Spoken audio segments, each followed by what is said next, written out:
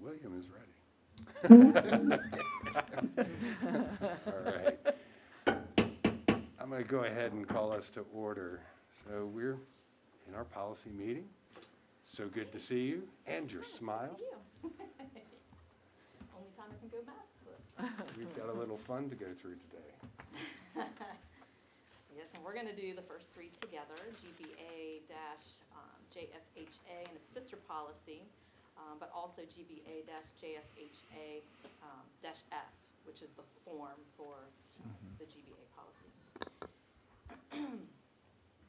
These two policies were updated to reflect enactment of Virginia Code 22.1-295.2 and 306. Revision includes an expanded list of protected people and new Title IX regulations.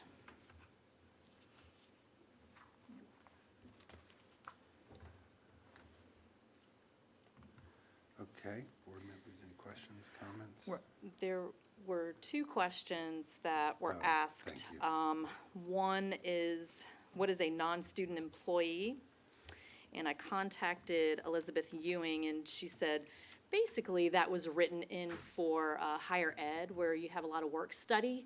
Students who are working off Right. to go to school. But it usually doesn't happen in our level. But it's in there in case it did. But pretty much every other employee is a non-student employee. There is also a question about protected class, and this was on page, well, no, it wasn't page 3. Let's see, it was, yeah, page 3. Page 3, where it says harassment based on race, national origin, disability, or religion. The question was asked, could we strike that and just put protected class? Elizabeth Ewing suggested that if we were to change this, it would change the structure of the policy, that we would most likely have to go to our school board lawyer to take a look at everything to make sure that it's in line with what she intended it to be. She said she wanted to keep this specific language in there to differentiate it between the section that is on page 2, which is harassment based on sex. She also finds that sometimes people, when words are taken out of policy, they think that it doesn't matter anymore. So she wanted to specifically name those to make sure everybody knew this is what it's supposed to be. I think my question on that was, because we entered in many more groups into the very first paragraph per the law, this seems to be more limited. So this doesn't include gender identity or pregnant or sexual orientation. It only includes race, national origin, disability, or religion. So that's my concern, is you've got this major policy, and then this whole section seems to not honor the changes in the protected groups. So I could go back to her and ask her specifically about good. that. That would be very helpful. Thank you Sure. very much. I had a question, Kristen, Sure. on the first paragraph. It says hereinafter referred to, it's about the third line up from the bottom, as a protected group status. And my question is, at school or any school-sponsored activity, I'm thinking that limits us to a school building in most people's minds, at school, instead of being on school property or during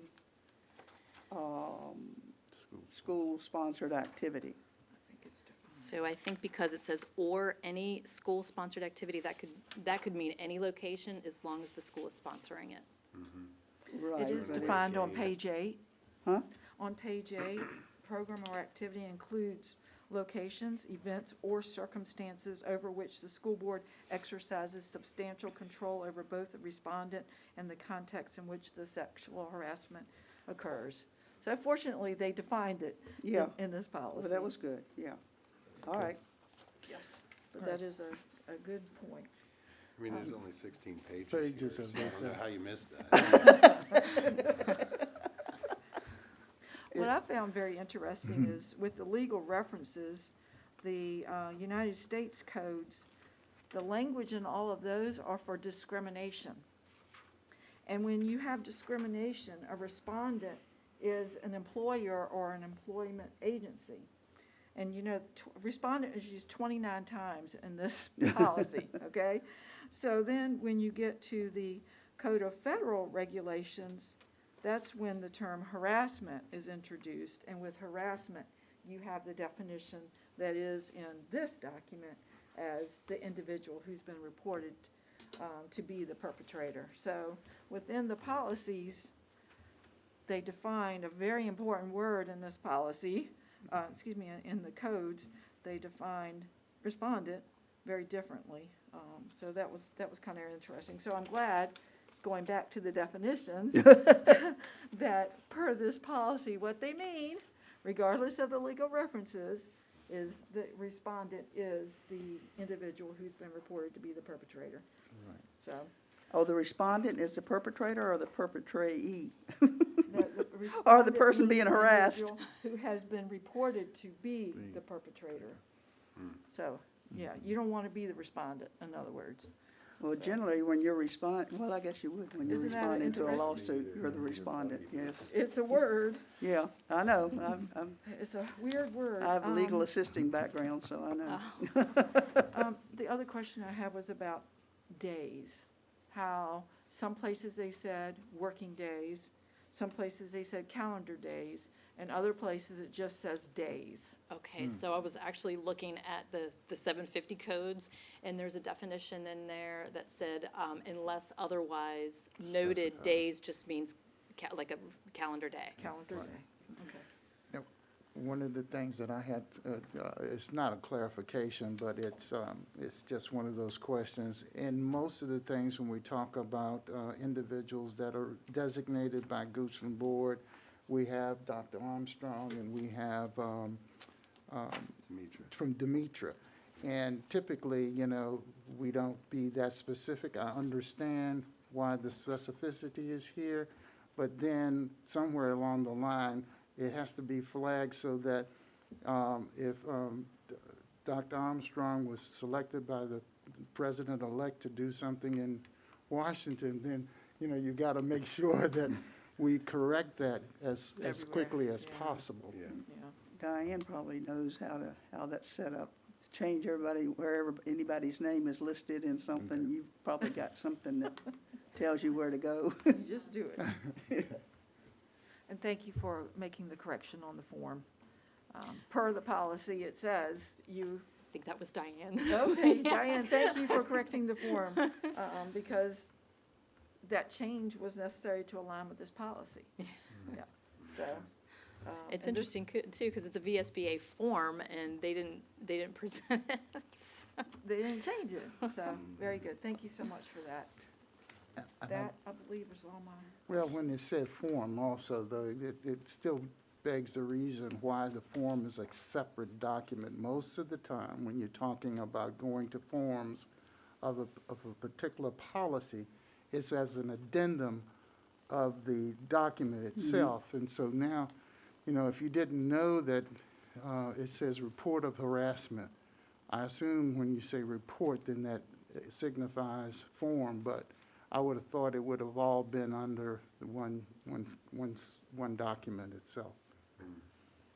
Like attached School board to it. policy typically doesn't do that, though. Yeah, I was going to say, Yeah. I don't think that school board policy typically does that. I think it's for quick reference for somebody who's outside and thinks, okay, I know, I want to report this.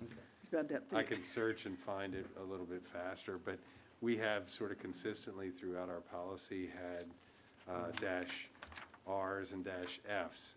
Now, previously, we had done away with all of the Fs to make them all Rs. Okay. I wasn't going to start running down that alley, but you know, it's always kind of been a little bit separate. So when there's an actual form that somebody, whether it be it staff or student, may want to use, it's always been separated out. Okay, that's fine. I just wanted to bring that to everybody's attention. That was my thought process. Good. The last comment is just to make sure that these updates are made public, per the last, let's see, page 15, when it talks about how you display and how you share. I mean, this is really important to everyone, because this could affect everyone. So we need to make sure that all our stakeholder groups do have access to these changes. And thank you to Dr. Armstrong and Ms. Harris for doing all the new training. Wow, that's a lot. So thank you for that. Yeah, and board members, before you act, as a follow-up to that, Dr. Armstrong, Ms. Harris will be trained next week by our school board attorney on this topic. That training will be made public, as is referenced in this document, once approved. So we're fully prepared to be in line with this for the new calendar year. Awesome. Yes. Well, lucky you. Thank you. All right, Mr. Chairman, I move that we approve policy GBA/JFHA, policy JFHA/GBA, and policy GBA/JFHAF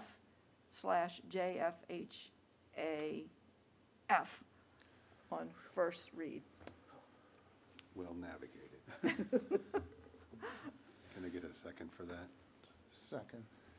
Thank you, Mr. Quarles. Okay, so, board members, we've got a motion and a second. All in favor, please indicate by saying aye. Aye. Aye. Opposed? Great. I thought that would take longer. Congratulations. I did too. All right, we're going to do the next two, GCN and GCPD. Both are May 2020 VSBA updates to reflect Amendment Virginia Code subsections 22.1-303 and 307 respectively.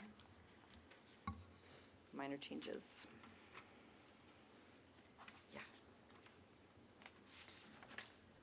Yeah, board members, additional context, this is what you advocated for with your legislators a few weeks ago, because this reduces some flexibility for the school division, and we're advocating for this language to stay, but hopefully that will happen in future years.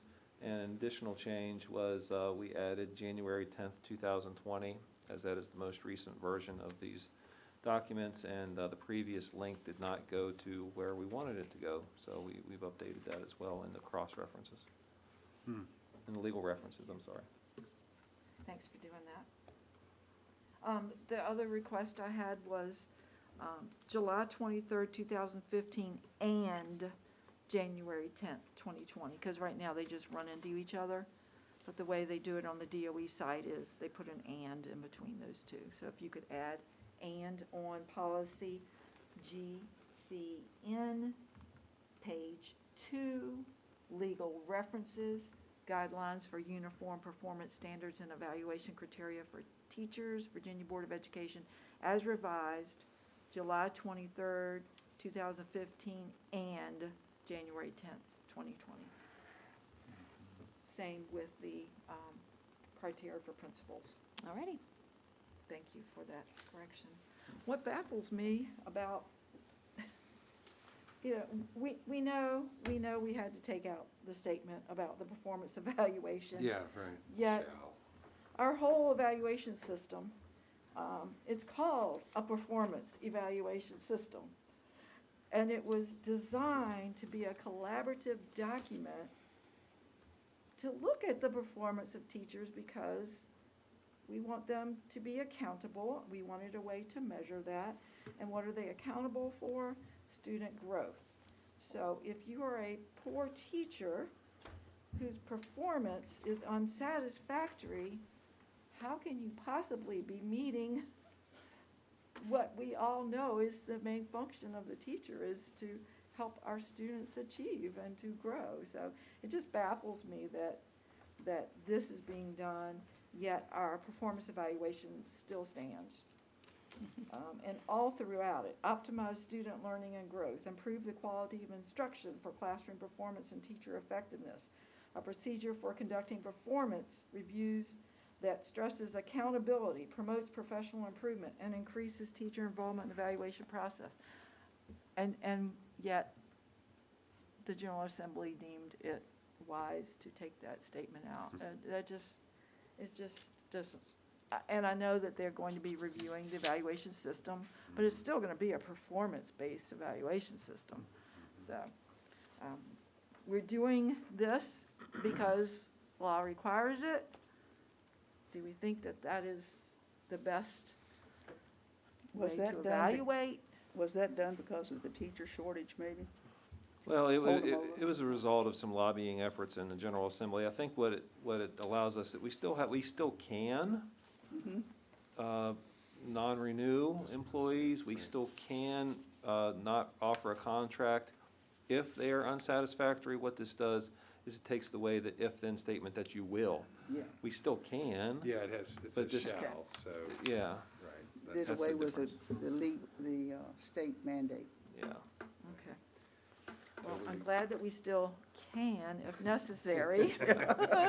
Because sometimes you have to. Sometimes, I mean, you want to provide professional development for somebody who has the heart to be the teacher and maybe is still growing their skills. You do want to provide them that assistance and help them, but Well, the way it read sometimes before- they aren't really willing to make those The changes. way it read so. before, you had to Yeah, not right. renew them. Yeah. And now you have the option, if you see a shadow of a performance improvement, you can do it.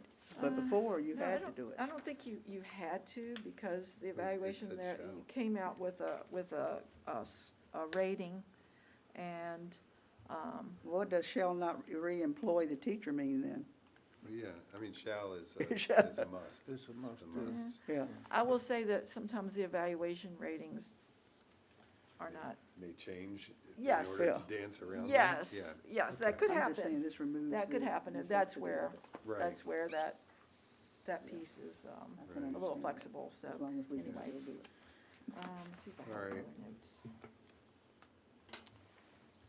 Totally agree with taking out a definition of incompetency. I'd Oh, rather leave it there thank for you. interpretation. Thank you. My question on that, thank you for bringing that up. I'm here for you. Thank you. Dr. Armstrong, has anyone come up with a new definition of incompetency for teachers? Are you aware if VSBA is working, VASPA is working on that, or anybody? Not been part of the recent discussion among my group of colleagues in RASPO. We've had some other things on the burner. We have not discussed that. Wow, because they define ineffective, but they have not redefined I incompetency. think this was intended to give school divisions the discretion on Little how more to latitude, define it. yeah. Okay, Yeah, okay. right. Let's stay away from the moral turpitude for the evening. Um, Okay, so any other questions or comments? This is on. If not, I'll entertain a motion. Sure. Mr. Chairman, I move that we approve policies GCN and PD on first read with the change on GCN of adding the word "and" in the legal references. Nice. Very well stated. Second. Thank you. Appreciate that. So, board members, we got a motion and a second. All in favor, please indicate by saying aye. Aye. Opposed? Great. So we, All righty, here we go. just a couple left. So now we're on to JM. JM, this policy was updated to reflect newly enacted Virginia Board of Education regulations that will become effective on January 1st, 2021. Dr. Wagoner sought legal advice to write this policy and is developing a manual to house the procedures, because that is required within the policy. And we ask that this policy be approved on first reading tonight, so it'll be ready to roll in January. First and First second and reading. second, right, yeah, okay. So board Super members, critical. Think clearly, communicate clearly, because this is coming back a little bit later. We've got to get this done on both first and second reading. Okay, so, are there any questions? Or It's an incredibly important document for everyone involved, again, professionals and, of course, our students. Thank you, Dr. Wagner, for your work on this. I did find in some research today that at the federal level, the Committees on Health, Education, Labor, and Pensions, there is a Senate Bill 4924, which is visiting this topic So I hope there won't be any major changes once this goes through. So that might be something to follow, unless you already did. Were you aware of that, Bill? Okay. So that might be one to, I'll give you that number again if you want to write it down. Senate Bill 4924 at the federal level. And again, hopefully, all of that was, somebody had a crystal ball and was working through. So thank you for this. And this is an annual update, so, wow. Something else to keep up with, I'm sure. Yeah, that was actually my only comment, was the very last sentence, the school board will review this policy at least annually. I think you know, I'm sure everyone in the room knows that we struggle to get through a pretty hefty set of changes every year anyway. Yes. So to have this one be on the constant review list is a tough thing. And Yes. I know that we, you know, Dr. Wagner wrote this with collaboration, I'm sure, but is that really feasible for us to be able to do? Is that Yeah. something that we need to do that frequently, or? Yeah, so Mr. Chairman, you'll notice a trend here most recently in policies with the family life policy, this policy, and what you're about to review next, is when legislators are establishing the law, they're saying this must be reviewed on a regular basis. So I've asked Mrs. Bennett to create a database of these policies that we're hearing today and other policies that may have any sort of time restrictions on them, so that we can keep ourselves honest for this, and then calendar invitations that we need to review these on a regular basis. So it's going to take some coordination on our part to make sure that we're compliant, but it does add another layer of accountability for us to keep us on our toes for these kind of things. Right, okay. Very good, thank you. Mr. Chair, I move that we approve policy JM as well-written by Dr. Wagner on first read. And Well, we'll do the you second do the later. second later, okay. Yeah, thank you. I second. All right, we're rolling here, folks. We got a motion and a second. All in favor, please indicate by saying aye. Aye. Aye, opposed? Great. Last one. All right, KNAJ. This policy was updated to reflect Amendment Virginia Code 22.1-279.3:1 and 22.1-280.2:3. Revision includes a review of the MOU every 2 years instead of 5, and the requirements to conspicuously publish the MOU on the division's website, and to offer the public an opportunity to provide input during the review period.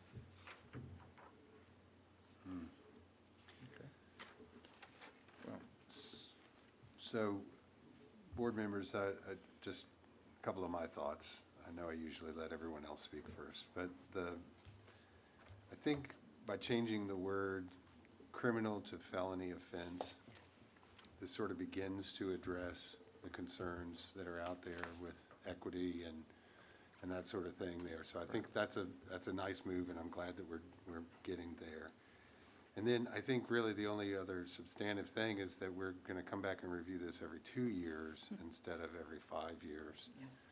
And that may be appropriate, given the changes and everything that's going on. I mean, you know, last year we were talking about active shooters, you know, and the need for all of this. And now we're talking about different sets of things, and next year, who knows what it'll be, you know, Martians or something. But, you know, I think that both of those are appropriate, given the current climate.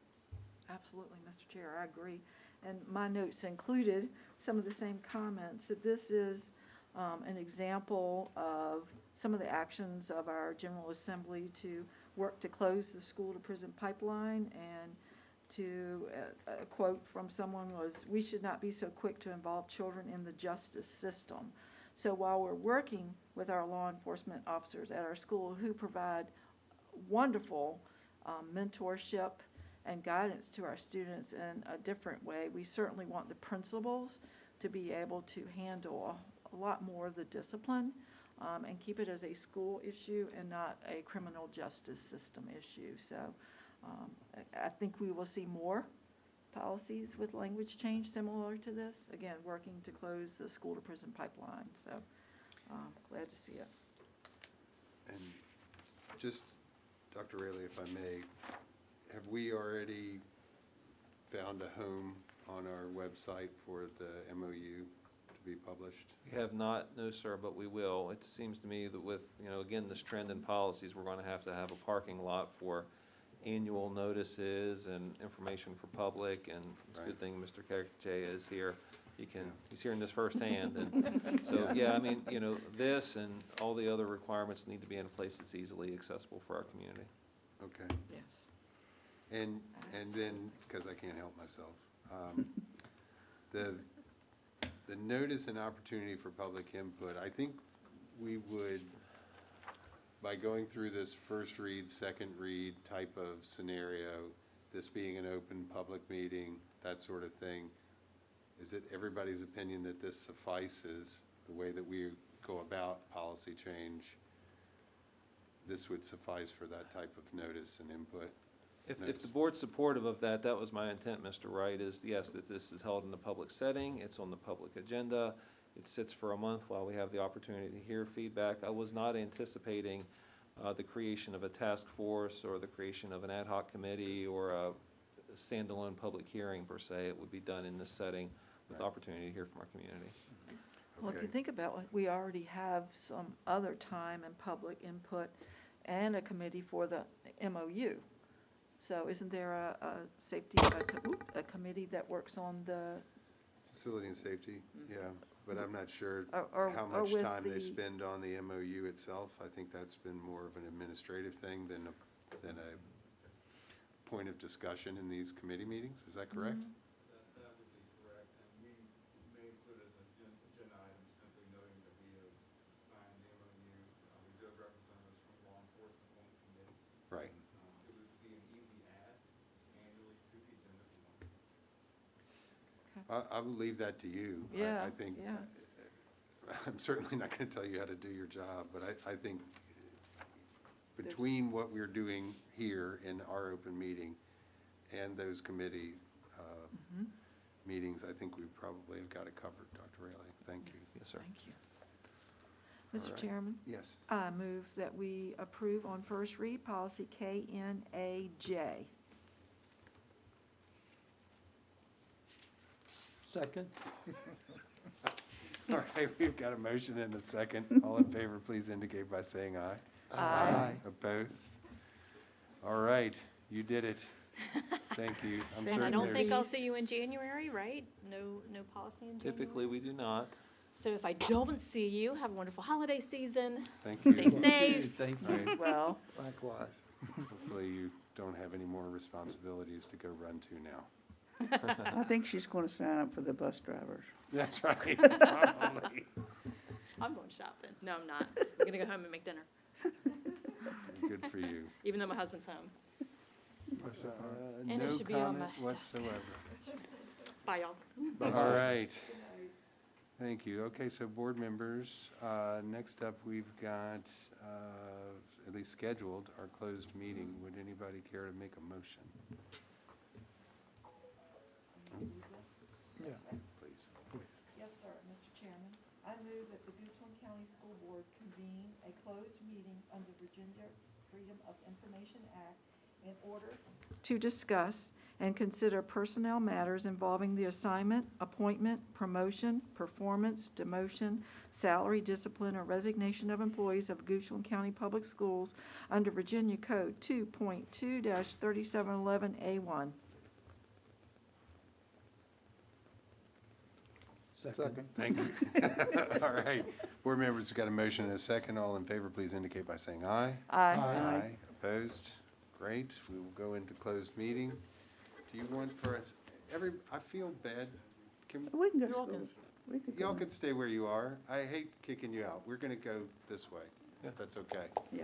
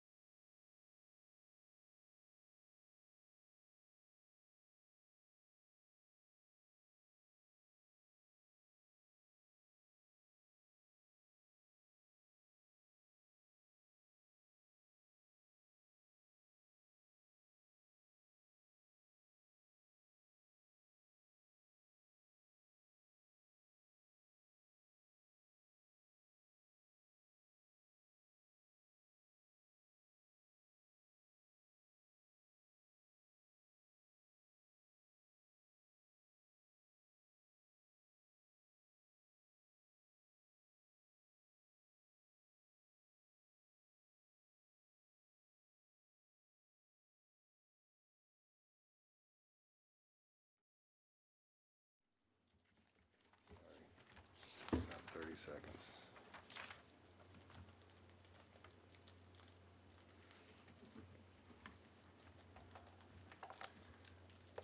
All right.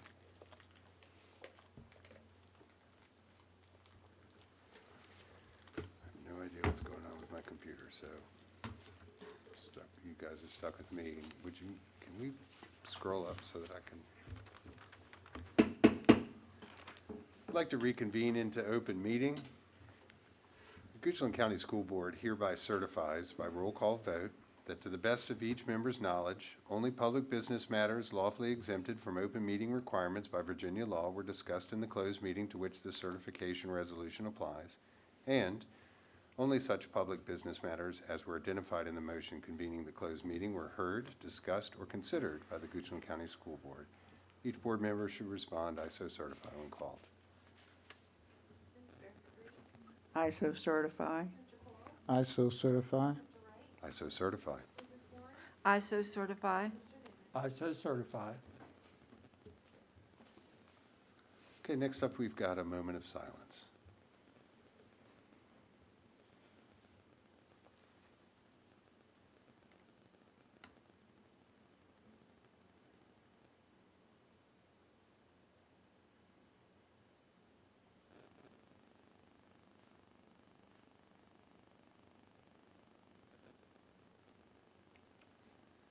Thank you. Next up is the Pledge of Allegiance. I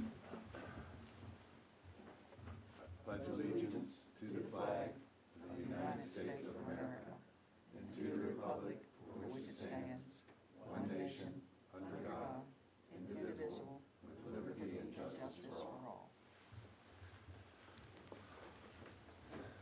Thank you. So, board members, are there any additions or amendments to the proposed agenda? If not, I'll entertain a motion. Mr. Chair, I move that we approve the agenda as presented this evening. Second. Great. We've got a motion and a second. All in favor, please indicate by saying aye. Aye. Opposed? Okay, good. Thank you. So, Dr. Rayleigh, we've got some recognitions.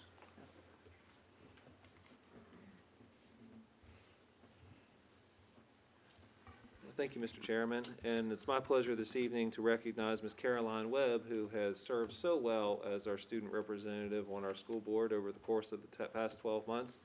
Who would have ever thought that her tenure would be defined by what we've had to experience through this unfortunate COVID pandemic, but she has certainly provided very valuable feedback to us through the process. I can remember in August when she shared publicly her perspective on a very important topic that we're working through. And we have always relied on her perspective as we have made decisions throughout the course of this year. She's very active, as we know, in Goochland High School and is off to do wonderful things in this world. There's no doubt about it. And so I just wanted to publicly thank Caroline for coming to the many meetings that we've had and providing perspective that has helped us become an even stronger organization. So Caroline, thank you for your service. We look forward to seeing what you're going to do in the future, and thank you for being a part of our team for the past 12 months. Thank you. Thank you. We do have a little something special for you, but it has gotten delayed in the process, and so we'll be sure to get that to you whenever we can. All right, thank you. So next, board members, I'm going to ask Ms. Debbie White, our Chief Finance Officer, to come forward and recognize one of her colleagues in our finance department. This seems to be a little bit of a pattern and something that we do quite often around these parts is we recognize our finance team for Yes. continuing to grow. And what's neat is we're maximizing the potential of every learner, including our adults. And tonight is an indication of one of our learners who continues to learn. So, Mrs. White. So, Ms. White would like to step forward. So, a couple years ago, I was able to get this certification, and I was so proud of Stephanie to step up to the plate. She took classes and classes and classes because they kept on switching her test date. Oh, my So God. she's overlearned this process. But she passed with flying colors on her first pass, and so I'm so proud of her. She's really absorbed all that she needs to be all the areas of the school finance officer. It's also cafeteria, budgeting, transportation, just every part of managing a school division. So she did it all, plus the finances, so congratulations.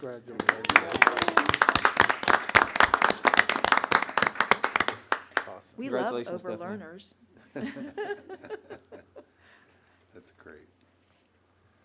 Well, congratulations to you, and thank you very much for your service.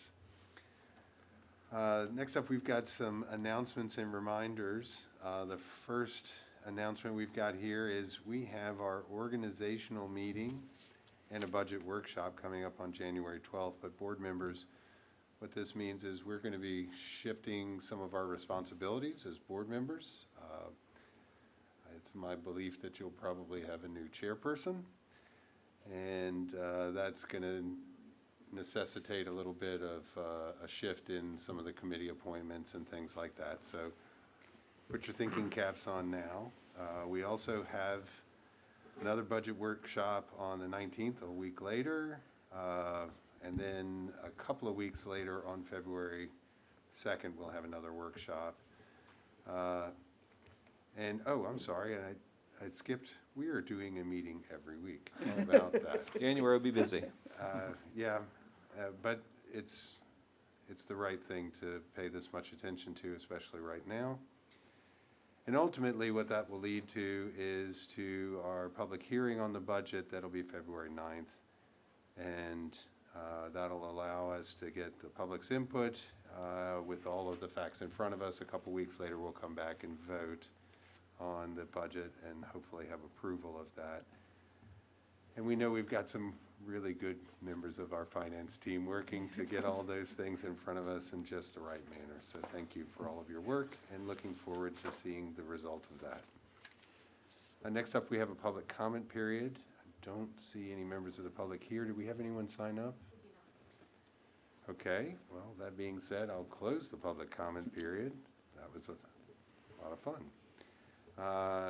So that brings us to our consent agenda. We've got a number of things here, board members: personnel action, bills and payroll, the financials and budget transfers, the minutes from our last meeting, as well as a number of other items, the budget supplements, course offerings directory, which is an interesting thing we may want to spend a moment on, capital improvement plan, and then payroll calendar.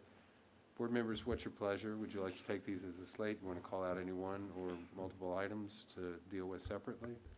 I would like to call out a few of these items, please. Okay, sure. Mr. Chairman, first of all, the budget supplements and categorical transfers identifies the Khajiit devices that we hear a lot about, and they are certainly very useful and important in our community. My question there is, we are purchasing these. What is the lifespan on a Khajiit device? Yeah, that's a great question. And so like any mechanical device that's relying on technology, it will become outdated quickly. We've purchased over 600 of these. And so the challenge is what we do in the future. And we had the discussion as a senior level team earlier this week about what the future of the Khajiit devices is. And so we have many that have been distributed. Can we sustain that in the future? And, you know, in the past, we only distributed those to individuals who were in need as a result of financial reasons. And where do we settle? Do we continue to provide a service at this level? And what's the ongoing capital cost and the ongoing sustainability associated with that? And that's a real issue that we're going to have to work through, quite honestly, in the budget development cycle, board members. And we're going to have to decide what the future is on that. There's a significant amount of labor that happens inside with our staff to be able to support these things. And then, like I said, capital and ongoing operational costs. It's about $500 or $600 per device when you think about the initial purchase and the ongoing subscription cost associated with that. That's a per year cost. We have spent, I believe, over $200,000 this year with a variety of funds from grants and the COVID relief and just the other financial pots of money. But yeah, it's a definite topic that we discuss on a weekly basis about the future of these devices. Wow. Okay, Yeah. thank you. Yeah, I know that was a long answer, but I think it's important that you know that that's something that we're going to have to deliberate Yeah. on. It's referenced a little bit in your strategic financial plan this evening. There's a reference to that as well, Yes, but it's an issue. okay, thank you. That That gives me a lot to think about, a lot more to think about on that. Yep. And the course offerings directory, first of all, thank you for including the SCED codes. I hope that that will help the data person who has to do the master schedule collection, and certainly it helps also in identifying what teachers are eligible because you have the course code that's used at the state level. So thank you for including those, and thank you for responding to the other questions I had on that. But mostly just so impressed by this course offering directory. It is a masterpiece, and it makes me wish I was in high school again because there are just so many great courses.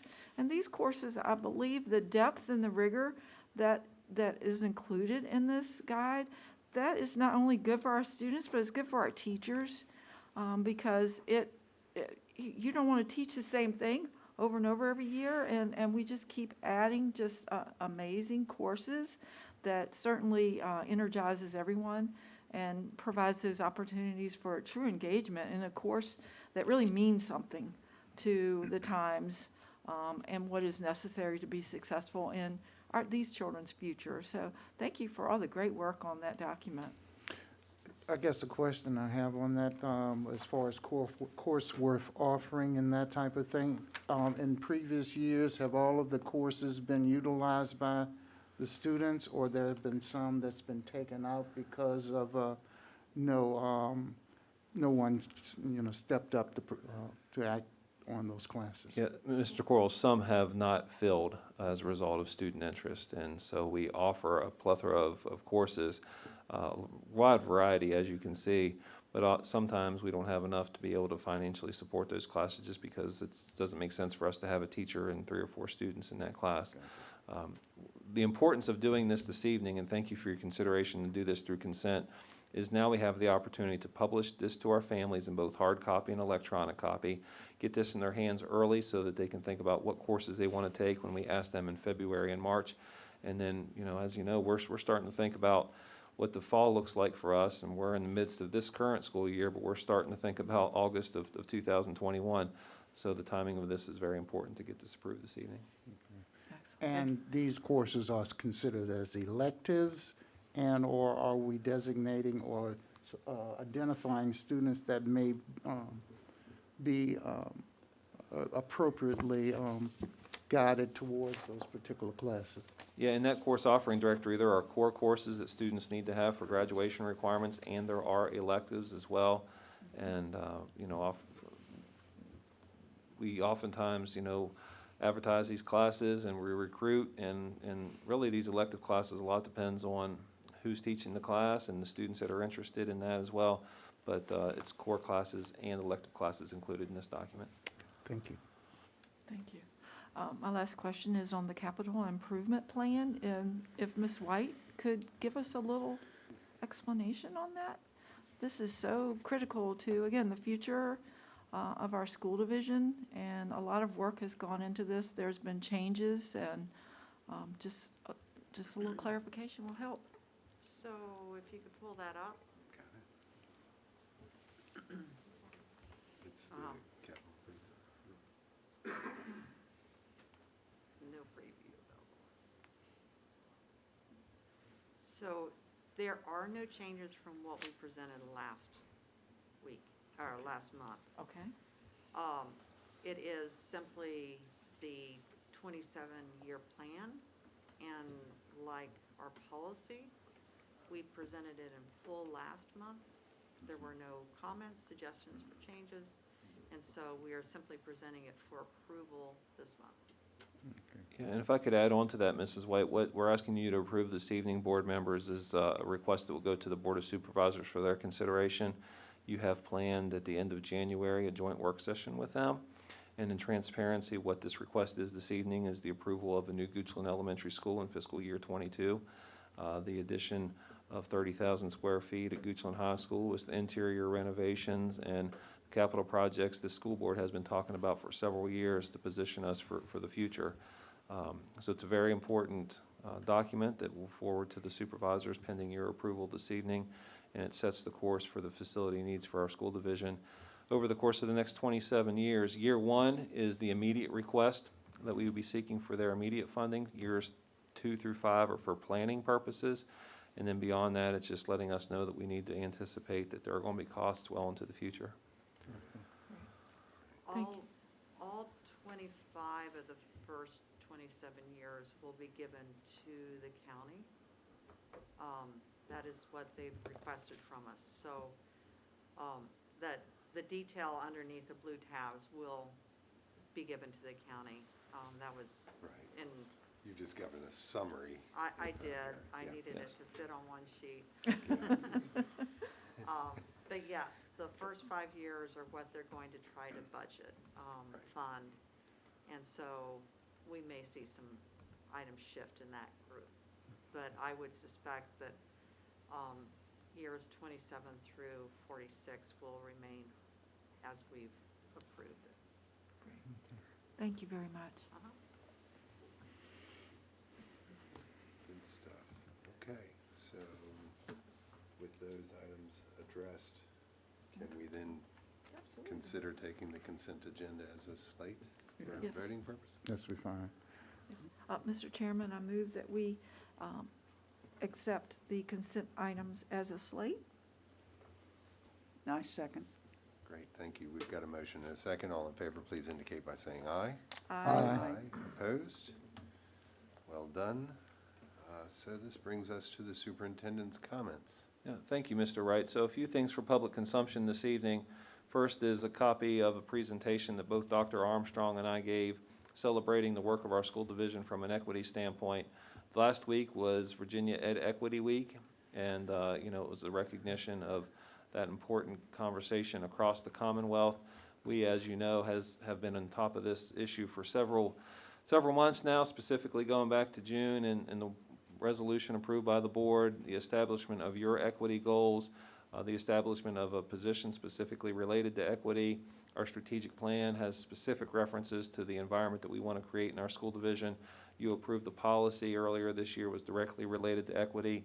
And so we have done a lot of great work, but our work continues, and we wanted to share with the rest of our colleagues across the state what Goochland County as a small rural school division has done. This board has been very strategic in our approach with opportunities afforded to students and a variety of specific strategies that have been implemented, and we can hope that some of the ideas that we shared with our colleagues will support students in other school divisions across this great state. So happy to share that information with the rest of the Commonwealth. The second topic, I'm going to come to the podium and share an update on school operations and metrics. Mr. Chairman, before he states what he's talking about on the presentation, the VSBA presentation, I'm sure others also, but just to give accolades to Dr. Reilly and Dr. Armstrong, they taught that or presented that information to the rest of his peers in the Commonwealth, and they did an exemplary job, and I'd like to thank them in front of everyone here and everyone who's on our network. Your superintendent and his assistant did an awesome job. Thank you, Mr. Quarles. I appreciate that. We did it one take, too, believe it or not. And we did it like we were presenting to an audience. Some of the others, as you saw, were a little bit different format, but it was a good experience to do that. So we've been doing this now for several months, and I want to just go through the metrics and let you know where we are as a school division right now. We're going to dig deep on some things later on in the agenda, so this is a high-level summary. Dr. Geyer's presentation will talk about the work that we're doing at the secondary level. Dr. Armstrong's going to talk about the great work of our employees, and I just want to again stand here publicly and affirm the amazing work of each and every person who is walking in a school bus, in a clinic, in a classroom, picking up a mop, supporting our employees from a clerical standpoint. Each and every employee of our school division is doing a different job today than they were doing on March 13th. And I want to recognize each and every employee for their contributions. We continue to be in a very strong position with our academic program and the work that we're doing to keep our students and staff healthy and safe during these most challenging times. These are the metrics that we've looked at in the past. No changes, but I want to dig deep a little bit on some of the health data this evening. And again, as you know, cases continue to rise across this county, this state, and this nation. And this is a cumulative case count, and as you would expect, this is going to continue to go upward and to the right. But we wanted to update this as this is a graphic that we've shown in the past. Believe it or not, no new cases at the local prisons, which is quite interesting, and kudos to them for being able to mitigate that. But this is the same graph that we have showed before with updated information. And so, as you can tell, this one has changed a little bit since the last time that we were together. And by and large, the vast majority of our new cases has been less than 5 overnight. And you can see how there have been spikes that have gone, as high as maybe 12 or 13 in one overnight setting. And so what we are experiencing here in Goochland is a microcosm of what is happening in other settings. Fortunately, we continue to operate our school division even though we experience these challenges. Huge shout out to Jennifer Wagner and what she has done in collaboration with our team to contact trace and provide support and counsel for our employees who have been concerned about symptoms, their own individual situations. We have operated in some very challenging situations. We have had 2 very important sectors of our school division that have not been working in person, but we have continued to drive school buses and we have continued to feed students, even in some most challenging situations. And I'm proud of our team for pulling together and to make it happen. So we continue to operate and operate very, very well. This is a new graphic that I wanted to present to you, and so this shows the number of positive or probable student and staff cases per week, and this goes back into August when we started tracking these cases. Probable is a situation where all accounts indicate that an individual has COVID-19, but that individual has not been tested, and of course, we cannot force an individual to be tested, but based on health department conversations, they have indicated that person is a probable positive and has been treated as a positive. And so you can see a spike there during the week of Thanksgiving. That looks like that's going to be our high point at this point in time. We are not working through any current cases right now. So I would expect that next week's graph would maybe even be lower than what you see on the far right corner. And am I correct that there have been no outbreaks with this? In other words, we've not been transmitting from person to person within our facilities. However, people have, at least within our community, have tested positive or probable. Yes. There are no outbreaks. That is correct, Mr. Wright. These are all a result of community transmission, where they are our students or our staff, but they have not acquired COVID-19 as a result of being in our facilities. Yes, sir.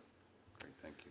Staffing, we continue to be in a very strong position, but you can see some spikes here on the right-hand side of this graphic where we have more and more individuals with symptoms, more and more individuals who are either isolating or quarantining. And again, we've been able to operate even though these numbers have spiked to the right, and there has not been any negative impact in the experience that students have had as they have walked through our doors and logged onto our computers. So again, our team, even with these numbers, has continued to deliver a very high level of instruction to our students every day. No significant change here. We do have a few positions where individuals are out on family medical leave or another level of leave, but we have been able to meet the staffing needs of our school division, and this has been consistent now for several months that I've been giving this presentation, and really no significant changes here, board members as well.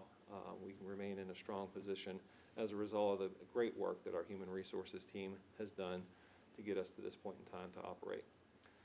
So, a quick summary, board members, of some health metrics, and we'll provide additional information later on this evening, but I'm happy to answer any questions that you may have about what you saw this evening.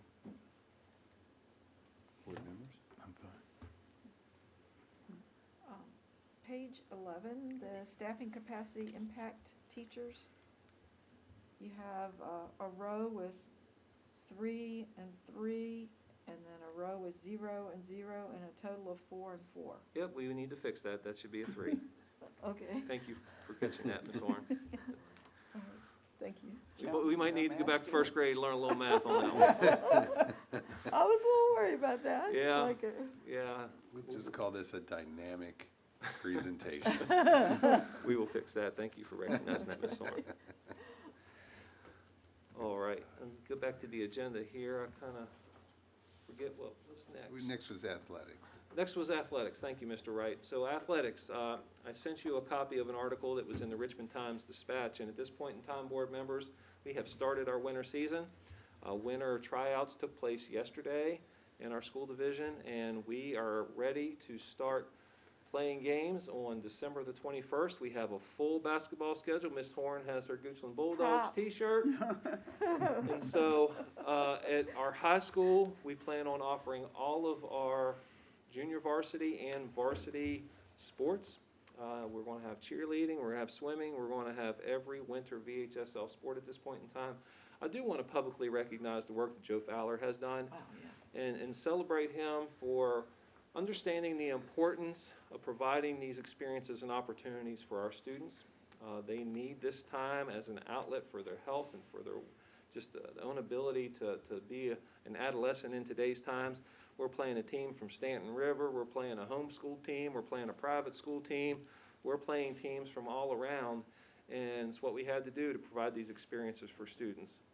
We will be on the road for every wrestling match, and that's simply a result of the fact that we don't have enough mats to be able to host a home mat, because in wrestling you need to have a mat where you're performing and then you have a mat where you're cleaning it off and letting it sanitize, and we only have one mat. So we do have a limitation there, but those students will still have the opportunity to participate. I'm proud of Dan Summit, who worked creatively to find a way for us to have a little bit of a middle school basketball season with what we're experiencing in our PE program that you all had the chance to see. You can see that setup, and to be able to have games in that setting will be quite difficult, so we're going to practice and play at the Central High School gymnasium. We have 4 boys games and 4 girls games, so we will have a very small season for our middle school boys and girls, but we will still have a season. We will still have cheerleading for those boys and girls as well at the home games.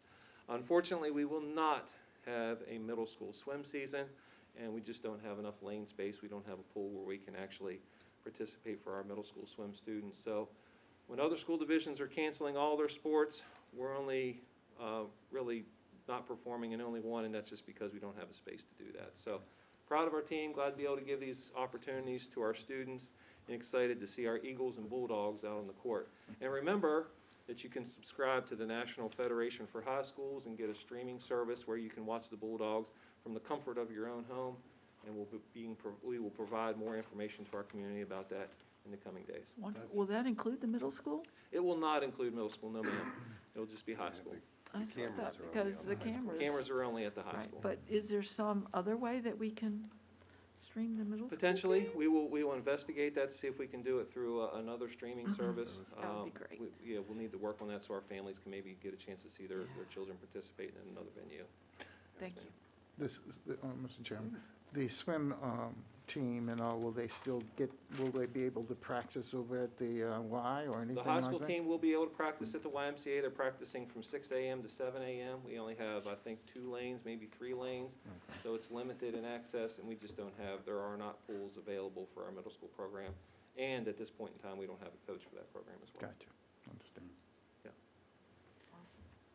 Well, as you said, I think it was, kudos to Joe Fowler. I think what he's done has been amazing, and I saw some of the early returns, if you will, as he's putting out feelers about these things, and there was a moment where I wondered whether he'd be able to pull this off, but Yeah.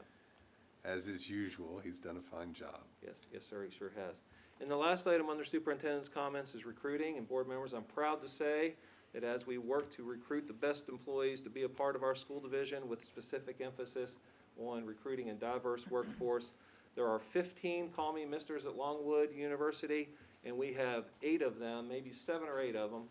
It was 7 earlier today. I hear that we have 8 right now. But half of the Misters at Longwood are going to be here on site on December the 15th. We're going to give them an opportunity to go into our classrooms, talk to our students, talk to our teachers, have the opportunity to interact with you and other community members. And we're really excited about building a stronger relationship with that program than we already have. We have freshmen who are coming, and a senior who's coming, and anywhere in between. So we're trying to make a strong impression on these men so that they can want to be a part of our school division in the future, and excited about having them here on site next week. I am too. All right, thank you. That's great. Thank you, Dr. Rayleigh. So that's going to bring us to our instructional report for the evening, which is going to have a secondary reopening update. And I see Dr. Geyer stepping up to the plate.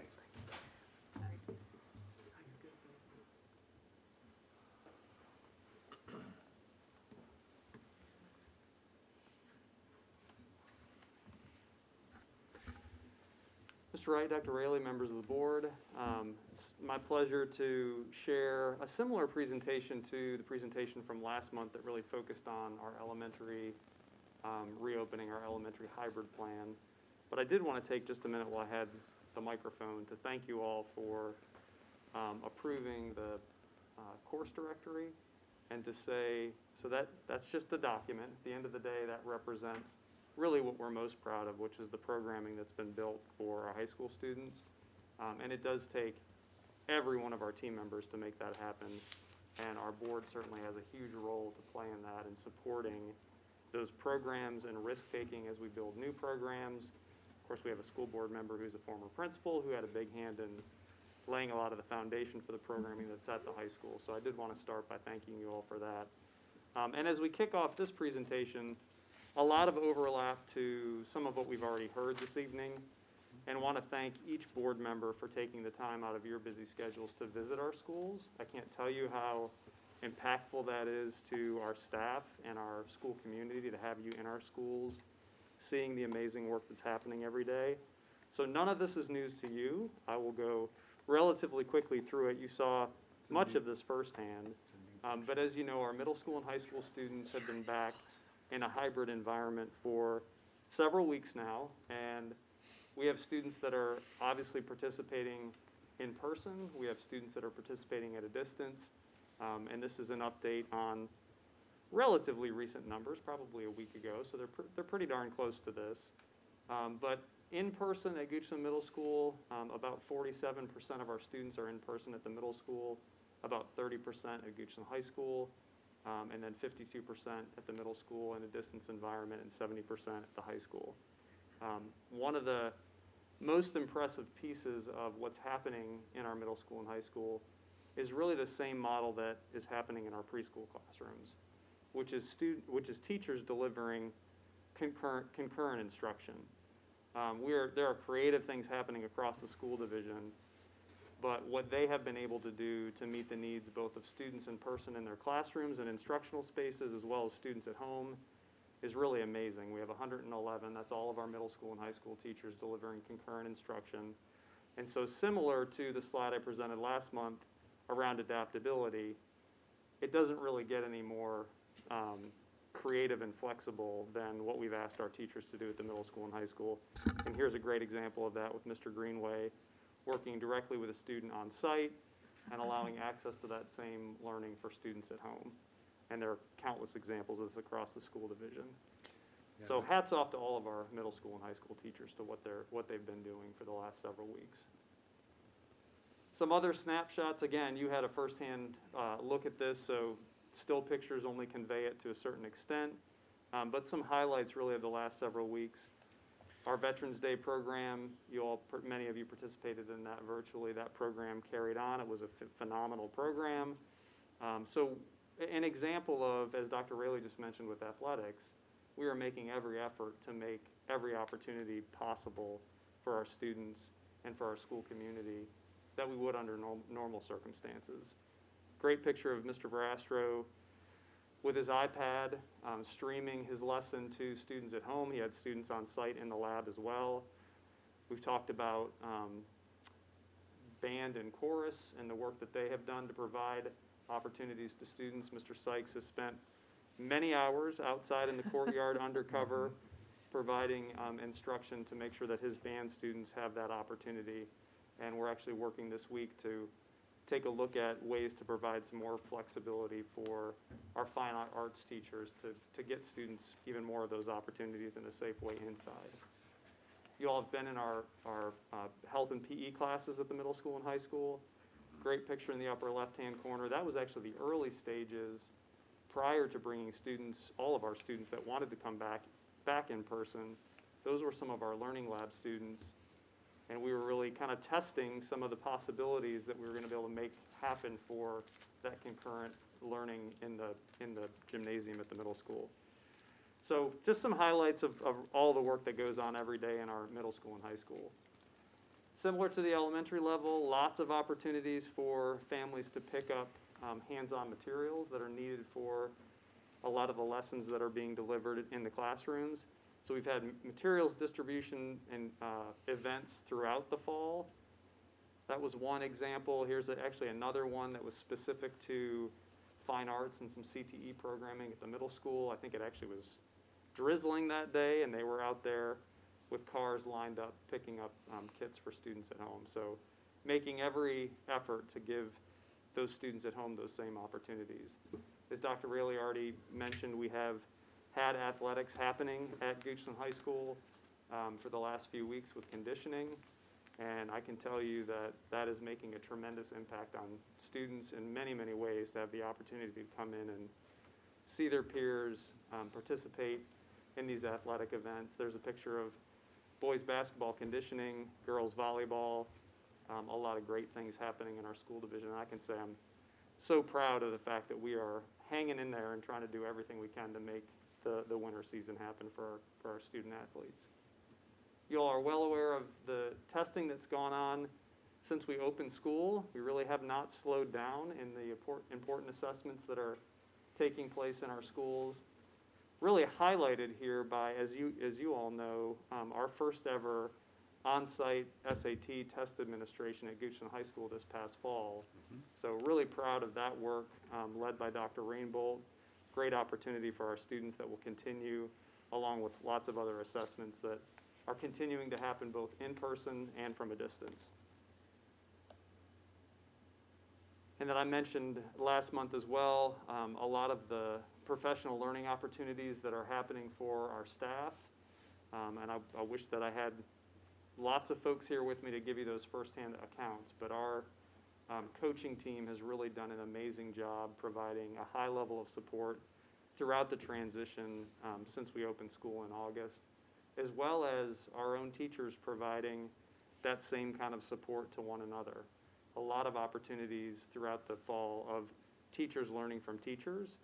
And what I added to this slide on the right-hand side is really a unique opportunity through Twitter for some professional development in the evening. And actually, the next Goochland chat is scheduled for tomorrow evening at 8 o'clock.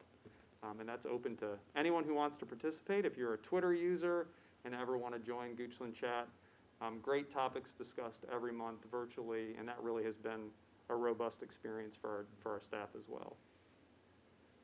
I've mentioned technology in the past. A lot of these highlights are the same. What I didn't mention last month, and I talked with Peter about putting a number on it, we came up with countless as opposed to putting a numerical value on it. But as you can imagine, countless devices have been repaired over the course of the school year thus far.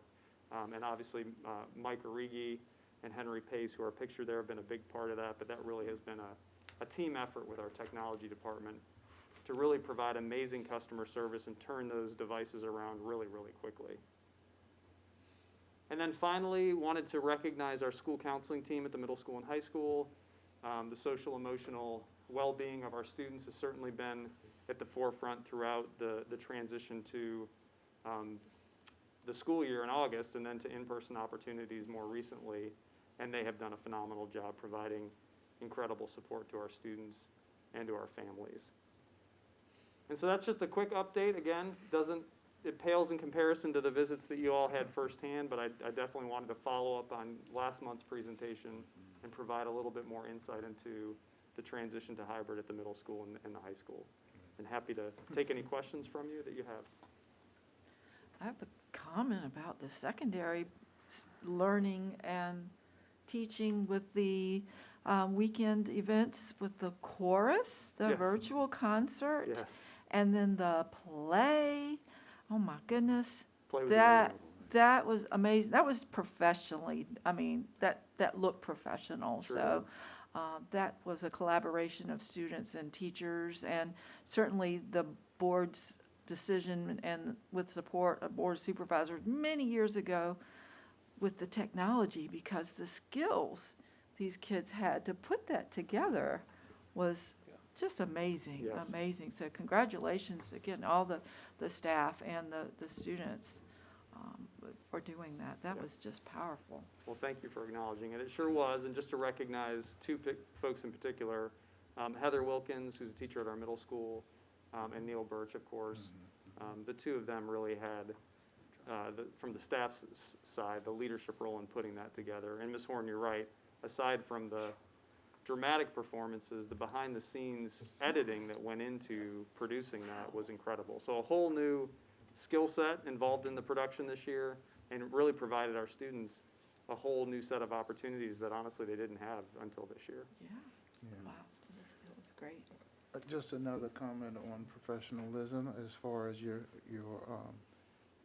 instructional coaches to the teachers that they dispel their information and their talents to.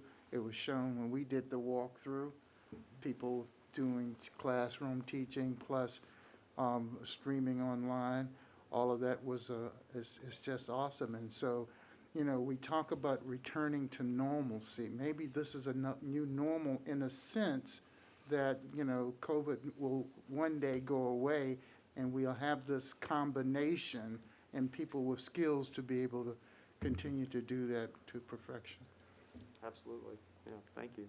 And Mr. Chairman, Dr. Guyer, one thing that was evident in visiting 3 schools a week ago, the instructional delivery model has changed, and every teacher that I spoke with has grown in terms of their skills and their abilities to meet the needs of students, whether they were in person or at home.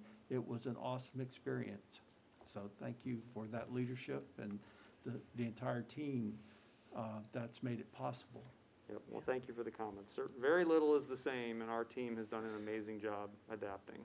Right. Well, and I think, you know, this is great, and you even said, much of this looks the same presentation-wise as to what was happening in the elementary schools, but I think we both know that there's a little more effort that goes into it in the secondary complex, and everyone has risen to the occasion. I mean, even to your credit, I was looking at this picture, there's the new track. I mean, we didn't even use an old picture here. We went out and got a new one for this year. So We it can't wait to really- use that track, Mr. Wright. We didn't get a chance to use it last spring. Also, yes, the play was amazing, and that was put together by Mr. Birch and his whole team, and lots of editing behind the scenes. Update in January, we are having our middle school musical, which is also virtual. I am currently co-acting, directing that with Madeline Gore, and Colin Parrish is our music director, along with a whole team of high schoolers that are currently instructing about 15 to 20 middle schoolers online after school every day. And we're already starting filming, and that will be coming out in January. All right. Wonderful. So Wow. Can we Cannot know wait the for that. production? Oh, yes, it's Dear Edwina. It's not a very well-known musical, but, you know, we were really struggling with picking one because it's hard to keep the attention of middle schoolers online. But you are surprised, they're doing better than some of the high school rehearsals went. So, yes, it's about an hour long, I think. It's gonna be awesome. Awesome. It's fun to hear the sage advice of a ripe old high schooler. Exactly. Talk about Right. the middle schoolers. That's great. Well, you as a staff, you've truly outdone yourself. I think at every moment, every opportunity, everyone has risen to the occasion and surpassed, I think, even their own expectations. And so, kudos. Well, thank you. On behalf of the team, thank you. And Dr. Rayleigh, I will stay and roll right on if Keep going. that works. Yes, sir. So the next part of the report doesn't include a presentation, but this is a document that you see on an annual basis at least. Would like your consideration for some new course offerings at the middle school and high school. I'm not sure I'm able to scroll this. I won't go through this line by line. I am happy to provide a summary and kind of talk through some of the context for these offerings, really, whatever is the pleasure of the board. I'm happy to take as long with this or be really quick with it, whatever you all would prefer. I'm happy to walk through it or simply present it and answer any questions that you have. I'd say we've all looked at it. Yeah. Go ahead and present it, and we'll ask questions. Sure, okay. That would be great. So I'll Thank just, you. I'll just It's kind of great work. quickly go through, should be in alphabetical order. The first two courses are the African American History elective course that really the foundation of this course began at the Virginia Department of Education. Our team at the high school has an interest certainly in offering this course as an elective. You will see two versions in the memo. One is African American History. The other one is African American History Honors. And just to be really clear about kind of why two different offerings, as we have heard before, we know that oftentimes some high school students will shy away from courses at the high school that don't have that honors rigor because of the additional weighted credit. And so the result often is students will not choose certain electives because frankly, in that way, they actually will hurt potentially their GPA by not having that weighted credit. And so a way to provide that opportunity here is to provide two different course offerings, one that does not have the honors credit, which will come along with some additional rigor, or excuse me, the other one will, and one that will have the honors credit. So those two courses are presented for your consideration. As I've mentioned before, our entire history curriculum from kindergarten through 12th grade is going through a revision process right now. And I have said before publicly, I actually think that is the more important work. This is important as well, I think, to offer as an elective. But the infusion of the new standards that are coming from the state through our K-12 curriculum, that's going to touch all of our students for multiple years and really provide a rich level of understanding when it comes to the newly proposed African American history standards really being woven throughout the K-12 curriculum. And so that will impact all of our students, and it will impact all of our students every year. The African American history course is an elective. Students will either choose to enroll or choose not to. But both of those courses are presented tonight for your consideration. And I will pause and take questions, or I can keep going and save questions till the end. Keep going. Keep going? Yeah. Okay. Art 5 honors, similar to what I just explained about honors before. We have talked before, and I know our student school board representatives have talked about this in the past as well. This offers a weighted credit really at the very end of the art curriculum, the art sequence of courses. So this would essentially be a senior level course that would have weighted credit tied to it. And so students that have followed the sequence all the way through would likely be very interested in this course because of that potential of weighted credit and to continue their study of art into their senior year for students that have kind of fast-tracked along that art pathway throughout high school. So that's also included for your consideration. Education 200, this is essentially Teachers for Tomorrow 2, but dually enrolled, and we have talked about this a little bit before, will potentially become part of our ACA program as another option for ACA students to have a pathway into an education profession. And so this would be, again, the year 2 class of Teachers for Tomorrow and a dual enrollment opportunity through Reynolds Community College. A little bit more work to do on that, board members, so that's why you did not see it in the course offering directory, but we're really close to making a sequence happen where students can leave with an associate's degree in education. Yes.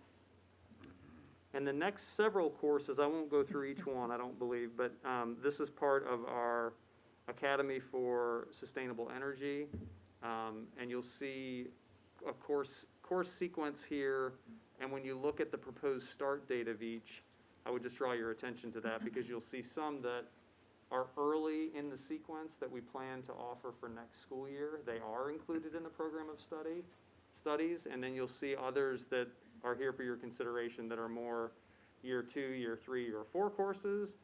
that we still want you to consider this evening so we can begin to plan for those. They are not in the program of studies because the program of studies represents what's going to be offered next school year.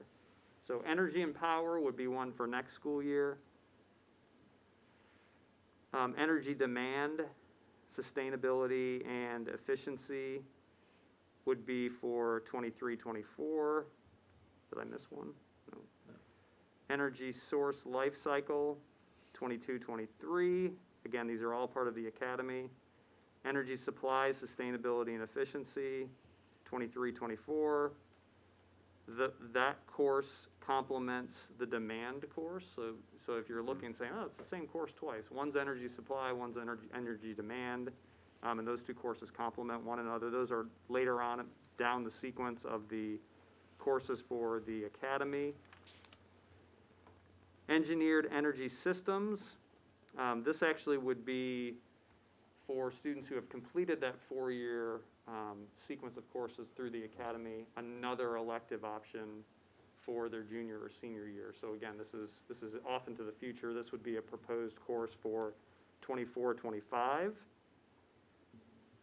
French 201, 202, as you all know, I believe already, we were able to, through Ms. Howell, our new French teacher at the high school, has the credentials to teach dual enrollment courses for Reynolds Community College. So we're able to offer a French pathway through ACA as opposed to only Spanish.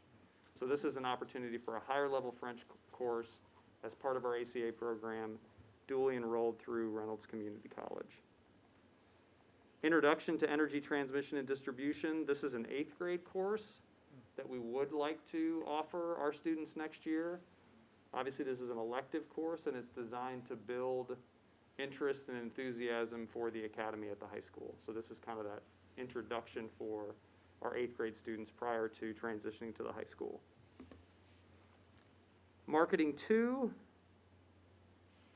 This course will allow us to have a completer series with Marketing 1. So this would be a course that we would like to offer for next school year. It is in the program of studies.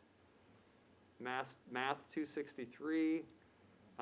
This course, and I won't pretend to know all the details of this, but this provides another pathway, a more clearly defined calculus pathway for Advanced College Academy students. Again, dually enrolled. Military Science 5, now that we are allowing 8th grade students to participate in Military Science 1, then there will be a need down the road for students that want to continue that sequence for a Military Science 5 offering in 12th grade. And so the proposed date for this is not until 24-25, but we wanted to put it in front of the board today for consideration, like some of these other courses that we're planning for off in the future. See that as a really positive thing for our students and for our community. Principles of Technology 1 and 2. These are courses that will complement one another in a 2-part sequence that also gives us the potential for students to earn a credit for laboratory science and physics, as well as 1 elective credit. And you'll see that Principles of Technology 1 is proposed for 23-24, and Principles of Technology 2 the following year, so we're still a couple years off from that. And again, these may also supplement our students in the academy. Sports Medicine 1. This is a course that we double blocked before and are finding that we don't need to double block it. And so that contributed to some lower enrollment in that course because it's a huge commitment of time for students. And so we're able to offer it as a 1-credit course, single blocked. And so we've essentially rewritten the description and advertised it as a 1-credit course. And we think this will actually draw more interest for sports medicine at the high school. And so that is proposed for next school year. Weight Training 2, obviously the second part in a 2-part series to dovetail with Weight Training 1. That course, it draws a ton of interest every year. And so there will be students that will be interested in continuing their weight training instruction to a 2nd year. And then finally, women's fitness. This is actually really exciting and a little bit groundbreaking. And so we obviously are being really clear in our description that this is open to all students, but there will certainly be a focus on specific fitness issues related to female students. And so this is one that really got a lot of advocacy from our health and PE department, as well as from our student body. And so we're responding to some interest, again, keeping it open to all students. And this is also in the program of studies that you all approved earlier this evening. And I believe that brings us to the end of our new course consideration. You got to the W's, you made it. No zoology this year. Right. Board members, any questions or comments for Dr. Guyer? Very comprehensive. I was just excited in our earlier meeting talking about this, about all of the energy courses, demand supply systems, all of that added to CTE. I think it's outstanding. I think they're all great courses and have so much potential, but I was excited to see those. Well, thank you for recognizing that, Mr. Newman, and just wanted to remind the public, I know you all are well aware, but that is the end result of $100,000 of grant money from the state for planning around an innovative high school program 2 years ago, implementation this year, and so the result is our academy is coming to fruition, as evidenced by the course consideration memo here. So really excited about that opportunity for our high school students, and you all know that Ms. Hudak, Dr. Fowler, and Mr. Greenway really have led the leadership efforts around that grant, and they've done amazing work. Is this going to be the only energy academy within the state, or is there one other? I don't know the answer to that. I think there might be one in Southwest Virginia that we have. I thought that there was another Yes. somewhere, where, I Yeah. don't know, Yeah. but Cool. it's still an amazing opportunity. Yes. Wow. I'll start with the A's. So with the African American History course, I made the note from the strategic and tactical report about the work being done in pre-K 12, because I think it's really critical that this not be just a one opportunity, that there's so much importance in this bank of knowledge that we need to make sure that all of our students are receiving it. So that was important to me, but also who is going to be completing the VDOE training that's required for the African American History course? Do we have some people doing those modules? Yes, Ms. Euro Patton is actually participating, and she is identified right now to be our instructor who will teach this course. Great, thank you. Also, there's a Senate bill at the federal level that it says a bill to authorize the Secretary of Education to make grants to support educational programs in civics and history. So I'm wondering if there's going to be some additional funds down the line that would help with the training Great. or some other materials for that. So that's something good to look forward to.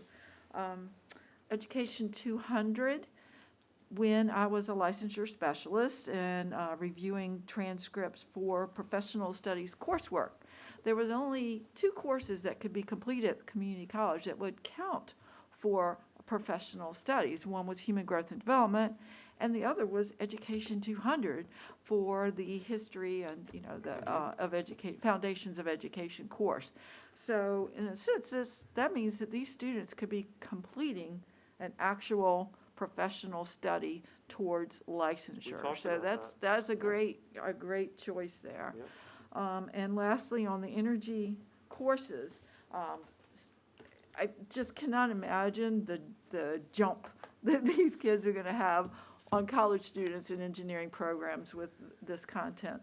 But I also would like to encourage females and minorities to be involved, because as a country, we cannot meet the demand for people with this knowledge and background with only male white students. We have got to encourage and support female students and minority students who have an interest and gaining this knowledge.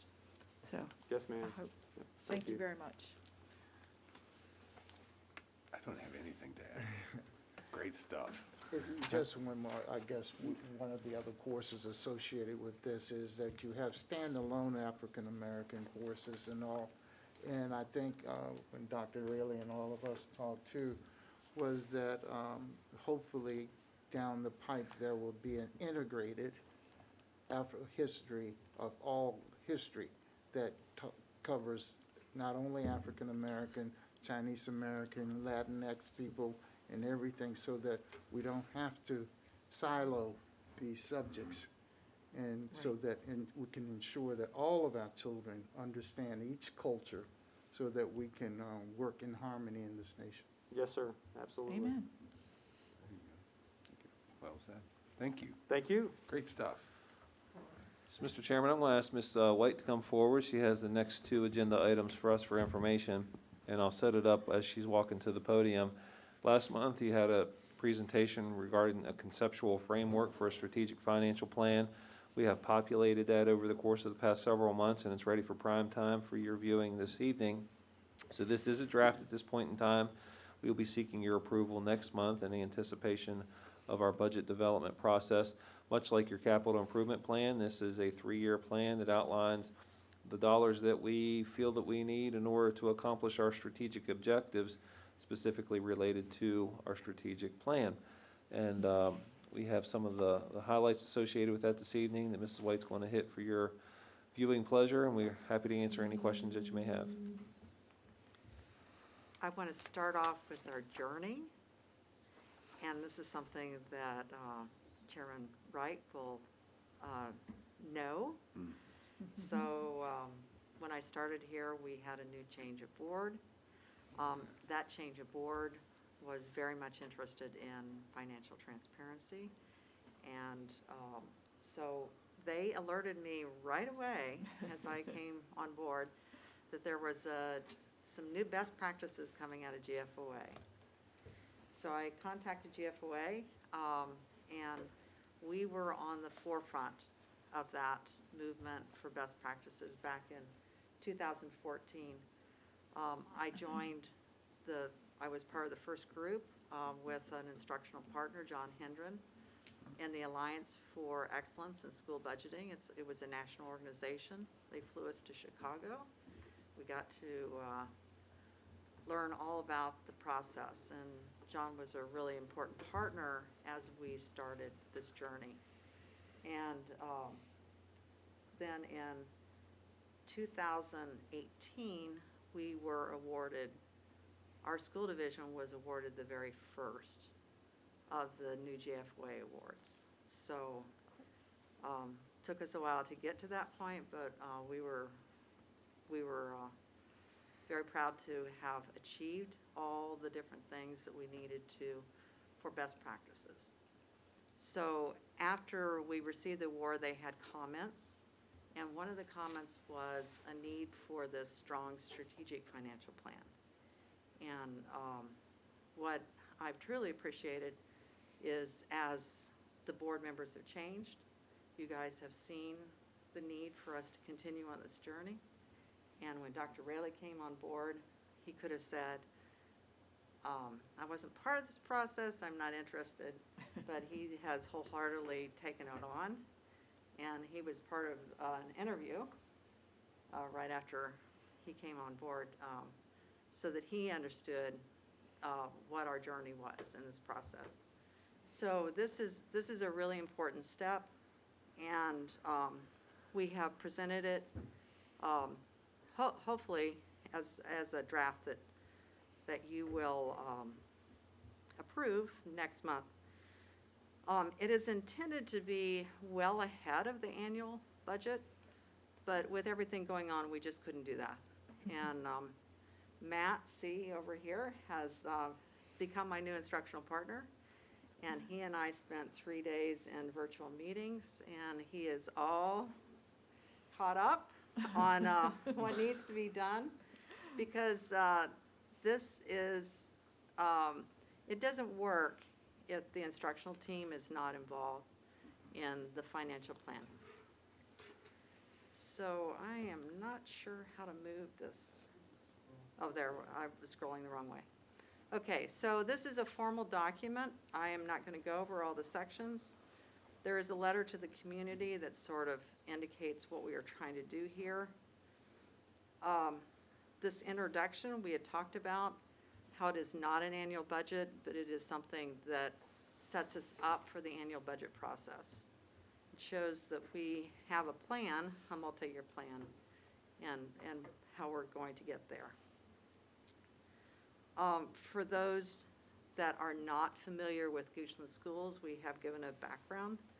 It's a very high-level background, but this is an unusual year, so it has more about how we've handled the pandemic than I would normally put in the strategic financial plan.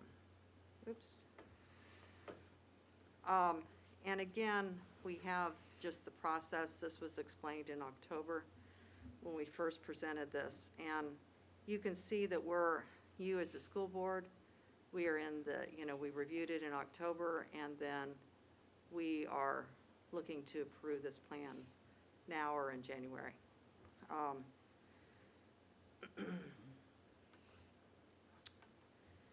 So getting to the new material, the core of this, as a team of, as the cabinet of senior leadership in the school division, we worked over 2 or 3 months to come up with a number of items that we wanted to do over the next 3 years. And as we grouped those items, we found that they aligned with 5 of our strategic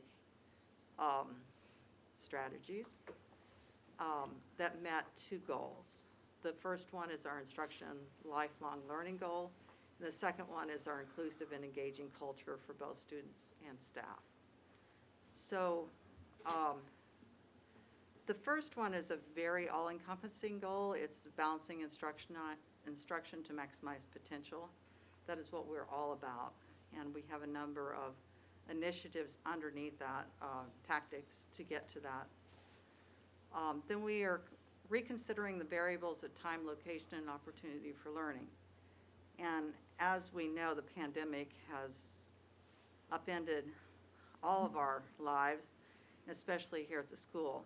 So some of the things that we had thought would be a longer-term strategy, we actually may move forward.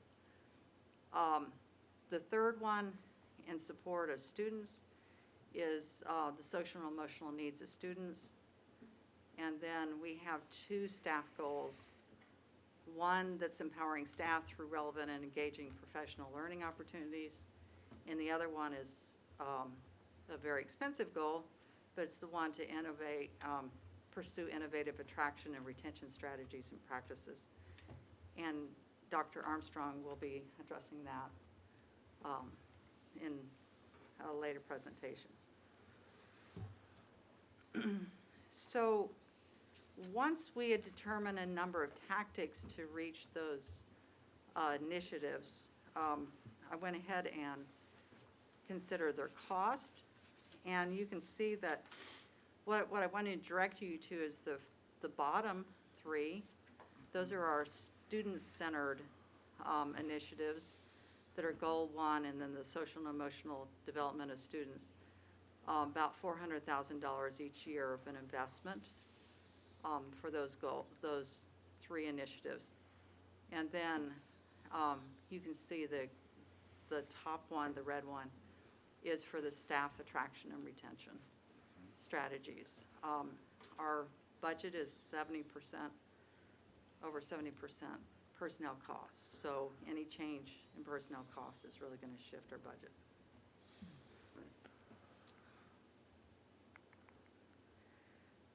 Part of the process is developing metrics for us to know if we're headed in the right direction. As a team, we came up with a number of metrics. It was part of the original strategic plan that you adopted in the summer, but we have narrowed them down. We have some baseline data for most of them. We will be finalizing these in the new year, along with some of the other metrics that came out of the strategic plan. These are real numbers, and some of them show that some need for us to grow as a school division. So, a lot of information there if you're interested. So I took those costs and I put them against what I thought would be a revenue projection over the next 3 years. And this is the delta, this is the amount that needs to be provided to make the instructional initiatives work for us.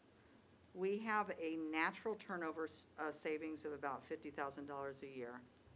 That's just in staff that leave and are replaced. We have a fairly robust strategic abandonment process every year, and I've conservatively budgeted that at $200,000 for the 3 years. So that leaves a gap in this first year of $385,000. This is in future years, we might come up with some strategies to show that gap, but since we're so close to the annual budget process, we're just going to let it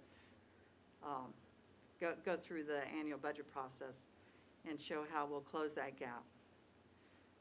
Actually, in year 2 and 3, you can see we're very close to being able to fund that.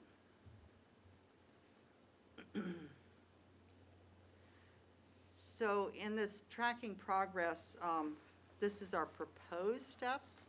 This is the recommended steps as far as the best practices. We have been in steps starting at the top. We've selected our investments. We've designed the implementation and phasing strategy, and we've established the metrics. And so after the adoption of this plan, we'll start collecting the data and monitoring and moving forward. This actual graphic does not have where the annual budget fits in, because obviously we might not be able to fund everything that's in our strategic financial plan. So the details are all back in the appendix. I am not going to go through those, but that's where the gist of our instructional planning has been. And I'm very proud of our team for coming up with these plans. So years 1, 2, and 3, and how we would try to accomplish that. So each of the initiatives has a description of the tactics, the actual tactics with their cost, and then their measures of success. So all 5 of the initiatives have that. And then at the very end, I show you the multi-year financial projections. It shows those instructional priorities or initiatives up at the top, all 5 of them, and then some other items that have a budgetary impact as far as expenses, and then how I've projected the revenues. And that's where I come up with that sort of bottom line gap that we'll need to close. So that is our financial plan, and I know that you guys have had a little bit of opportunity to look at that, so I wanted to know if you had any questions. Some board members? No, thank you for the high-level overview. Was nicely done. I think if our students were to ask, what do I need the 5 Cs for? This report is an example of the 5 Cs, for sure. It's amazing. It just blows my mind that you can think on this level to this detail. It's also exciting that we are the positions that we are projecting, and that you included the goals.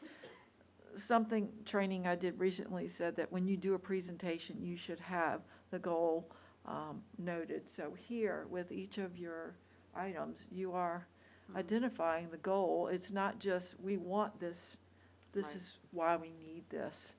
So really, really awesome. And what you were saying about finance and instruction working together, that's what we're here for. So for our students and to learn. So this is amazing document. All right. And just one final thing, as far as I'm thinking about it, the notion of transparency continuing over time now is critically important. So thank you for maintaining that. Yeah. Wow, thank Yeah, you. this is really impressive stuff. I gotta say, it's kind of easy to geek out on it a little bit and go through some things, but, I mean, as far as a plan, it's actually really engaging too. I mean, that's the cool part about it, is that I don't think I'm the only person who's gonna geek out on it. Right. I think that there's gonna be a lot of people who will find value in this, and, to that, I thank you. Right. That's awesome. Yeah, Thank thank you. you for all your hard work. Mhm. It's impressive. Well, it was a team effort, believe me. It's And- really nice. Collaboration. Good job. Collaboration is good. Yeah. I mean, I sat there, it's the first time I looked at slide 8. I looked at it and I was like, holy moly, where did she get all this? This is great stuff. And I just started digging in, and then, you get further in and you see, okay, I see how all this is gonna go now, and it's really very well done. So It's a great kudos map. to you and everyone who worked with you. Thank you. And these really are investments for our students. So, Great stuff. So board members, it is that level of leadership and transparency that has led us to receive a very strong rating from our auditor that Ms. White's going to now talk about. And it's the certified audited financial reports for not only the school division, but as we are a subset of county government, the county government report as well. Ms. White has provided a lot of detail regarding our ratings and rankings and a lot of great financial information. The punchline is we are in a very strong position financially. We have strong fiscal management, and it's a result of her leadership, the support of her department, our principals, bookkeepers, department managers who are making very sound financial decisions. So the state of our school division from a financial standpoint, we are in a very strong position again. So Ms. White's going to hit some of the highlights for your consumption this evening. yes, sir.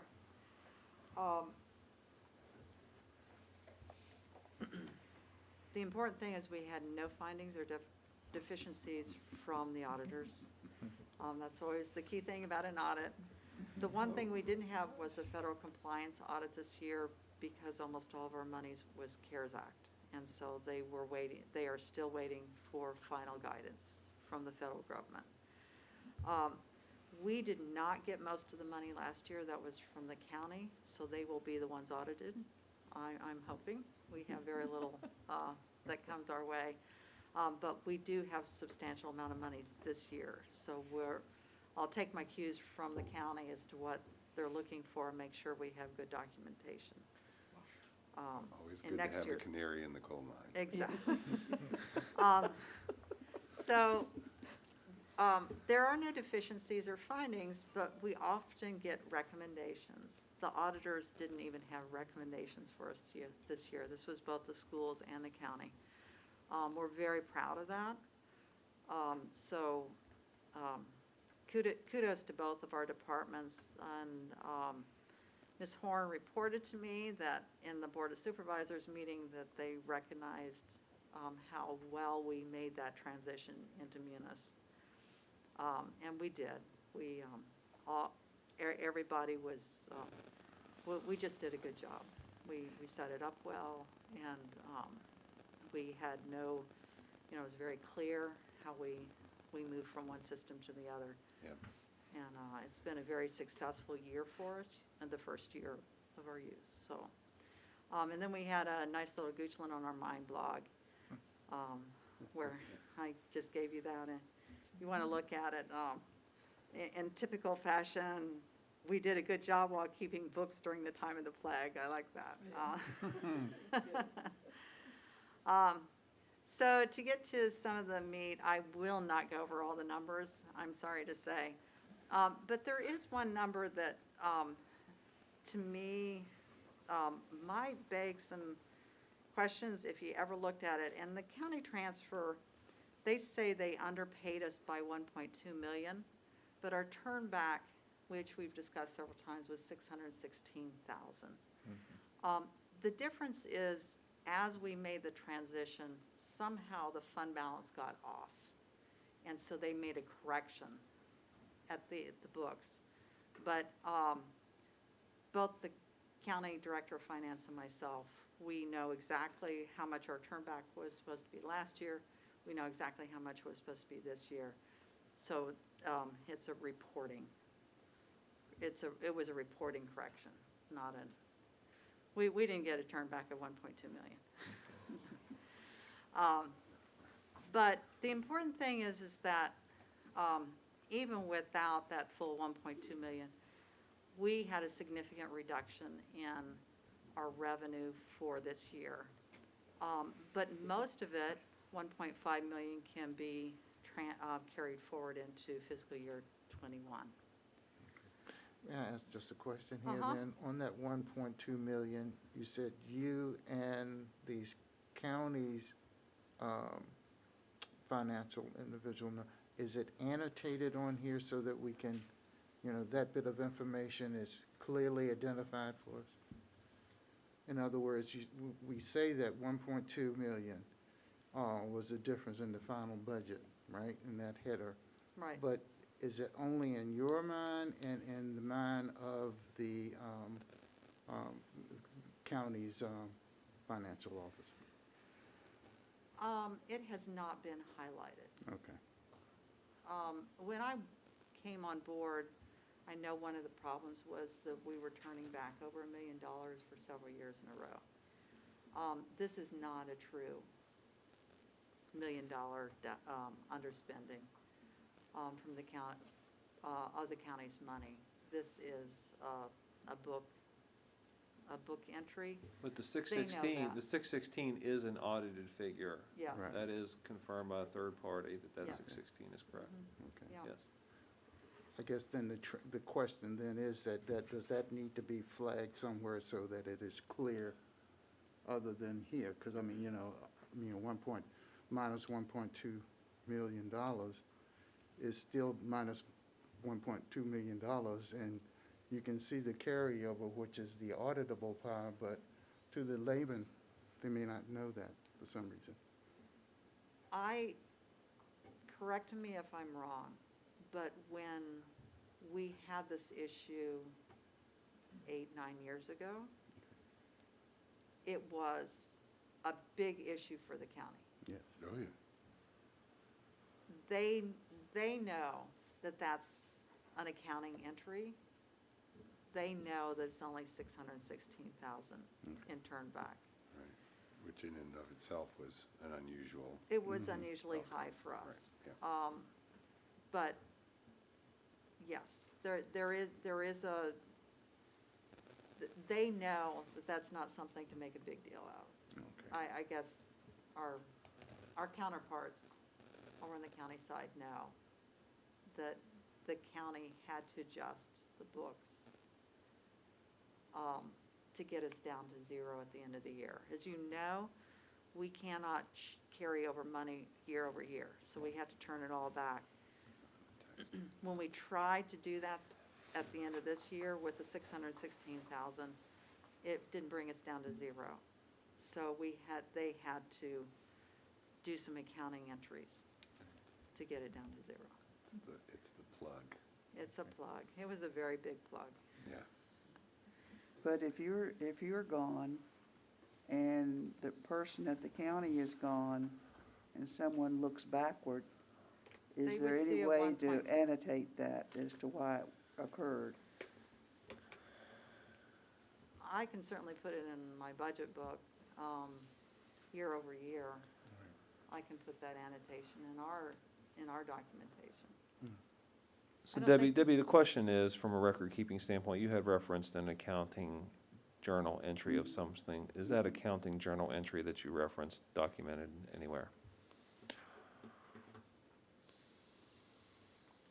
More so on the county side, I would imagine, than anything. Well, it's in the books. Right. Yeah. So there is if someone would want to go back and look through those records, it is recorded in some way, shape, or form in black and white. That it can Someone be could follow understood. that pathway. I think Yes, that's the question. the county had to make a correcting entry, So it'd be on the county side, we'd be able to track that if in fact we are ever questioned. right? Okay, thank you. But yes, I can in fact include that on this document. So what I typically do is this document and the CAFR and the statistics that I include in the board package, I post on our website as our school division CAFR reporting. So I can put that as an additional line on this particular page, so that it's there as well. Our county transfer was 68% of our budget still. We had the same amount last year. You can see for the first time, our revenue dropped year over year. We've had a nice steady stream increase since the Great Recession, and we did have a little bit of a drop, 0.4%. On the expenditure side, we had a larger drop. It was $1.7 million, and we rolled over 217,000. A couple buses in there. 71% of those costs were instructional. And again, year over year, you see that drop, and it was a 1.6% drop from 2019.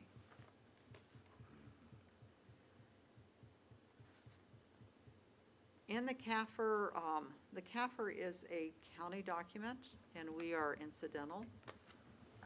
We are incidental to the county. So there are just a few places where the school is specifically named in the CAFR, and I've shown a couple of those.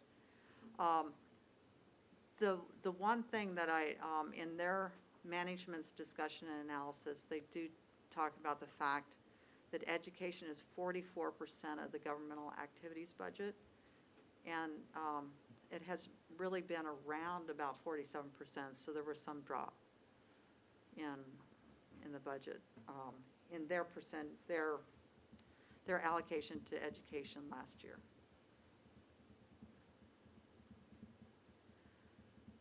The cafeteria fund was the fund that was hit the most by the pandemic, and it's in that meal charges, the top line, 152,000. Those are what students and staff pay on top of the free and reduced meals, and that's really what's been hit. As you know, we got federal money for serving meals out in the community, but we could not recoup those local charges. I do have a comment down here at the bottom. The expense would have been would have had a more significant hit, but we subsidized the expenses by about $55,000 from the operating budget, so that they basically broke even. What's not part of this is we got an $88,000 grant to cover that subsidy. So the state recognized the loss that we had last year with the grant. As part of the CAFR, we also show assets and liabilities, and that's something that we don't normally talk about. This is our capital assets, and the only one there are only two things really to note here. On the last column, it's called the condition ratio. It's just one value over another, but it should be 50% or better, and that just shows you how old in general, how old our equipment is compared to their useful life, and our buses and cars are pretty low. We've been inching that up, but we're still pretty low on that. 53% overall means that a lot of our equipment is at half of its life. You know, our buildings. So, joint tenancy is what the county gets to keep on their books. And that matches their debt that they have for the schools. And I just want to point that out, that's here in this county GO bonds for schools. And they just have $3.8 million still left of the secondary complex debt bond issue out, and that will retire in July 2026. So they're very close to having no more debt for schools. It opens the pathway for the next one. Exactly. The one thing I wanted to point out on the liabilities is we have some significant liabilities on our books because of our pension and OPEB plans. But over here is the funded ratio. Our non-professional plan, which doesn't have a very large liability, is at 98% funded. Our teacher plan, which also includes our other professionals like myself, is only funded at 73%. It has not really improved. They've done several things to try to get that better, but Right. it's still not. It was brilliant on the state's part to shift it onto our books and then to mismanage it so that it never really moved anywhere. So anyway, Sorry. I think from a national perspective, we are doing pretty well at 73, 74% funded. So I don't think we have anything to worry about. There are items in the back of the CAFR that give some statistical information. I've listed a few here. Nothing really changed from previous year. At the end of byproduct of the CAFR is there is a comparative cost report that's sent to the state. And I pulled the numbers from last year, and I calculated what I thought they would be for this year. The one that's really sort of a real anomaly for us is that capital project expense. Around the state, about half of a county's budget is going toward capital projects for schools. We have a very low percent of the capital cost for the county going towards the schools. And then just information about the county. The main thing is that they came out of last year with almost $47 million of money available that was not committed. Because of that, that's part of their AAA rating. They just have a lot of cash flexibility. And the comparative cost report allows them to do a fiscal stress analysis, and Goochland has the lowest fiscal stress of any county in the state. So what that means for us is that we're going to come out of this pandemic in good shape, thanks to the prudent leadership of the county. So that is all the information I can pull out of the CAFR for you in a quick fashion. So do you have any questions? Board members? Congratulations once again. Yeah. Really good information as usual. Obviously, this year has some differences from past, but it would seem that your department has handled it with grace. As has the counties. We've done a good job together. And if I could just add one thing from having sat across from many an auditor over the years, there's nothing more frightening than arriving at that day and nothing more exciting than finding no findings at the end of the day. Exactly. So congratulations to all the schools on the 4 years of no findings and, Yeah. and this year no recommendations. So Yeah. that's awesome. Yes, sir. Good stuff. Thank Thank you you. so very Thank you, much. Deb. Thank you.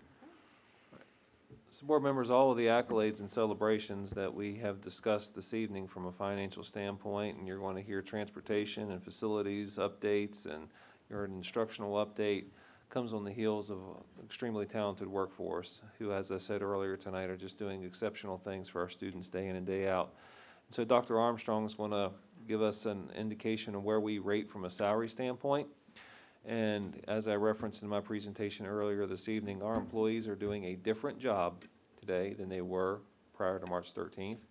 And yes, they are educators, but teaching on December the 8th, 2020 is different than it was on March the 13th, 2020. The job is, it's not the same thing.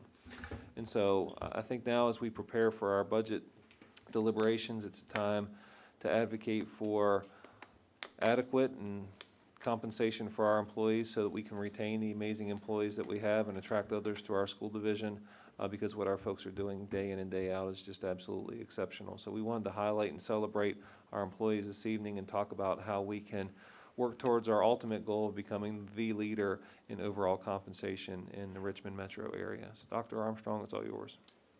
Thank you, Dr. Raley.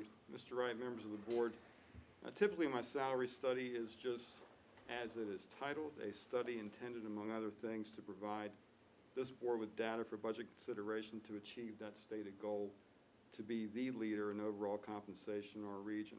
That's normally pretty straightforward. Conditions among Goochland and our neighbors are relatively consistent, normally.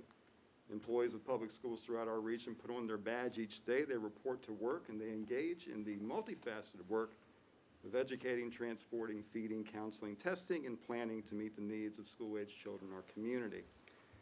There are variations that have made 100% reliable salary comparisons a bit skewed in the past. Contracts of 200 versus 204 days, different classifications, volume of support in large versus small divisions, but overall, the study traditionally gives us an idea of where we need to place our resources in order to recruit and retain the talent that makes our division great.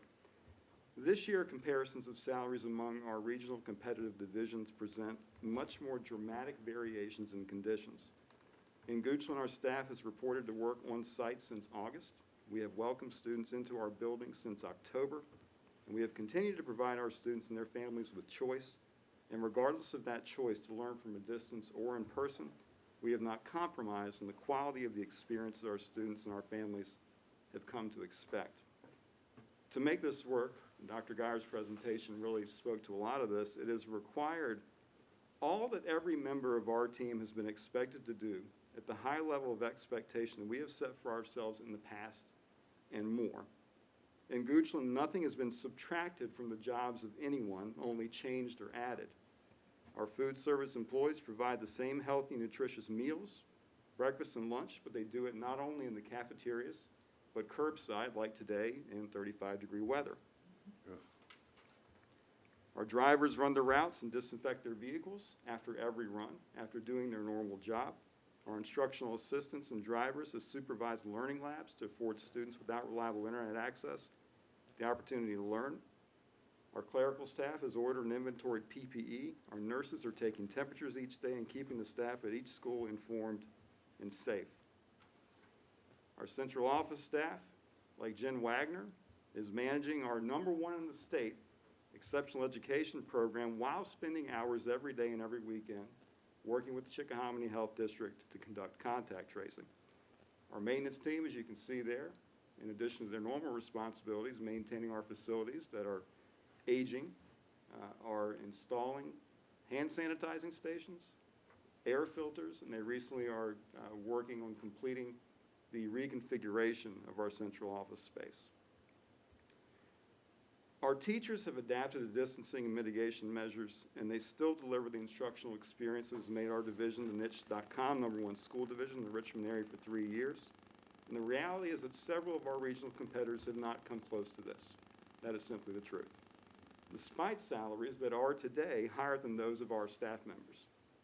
Being ahead in compensation in the year 2020 and beyond for GCPS should be honestly miles ahead of other divisions considering the talent and dedication that we have here among our staff.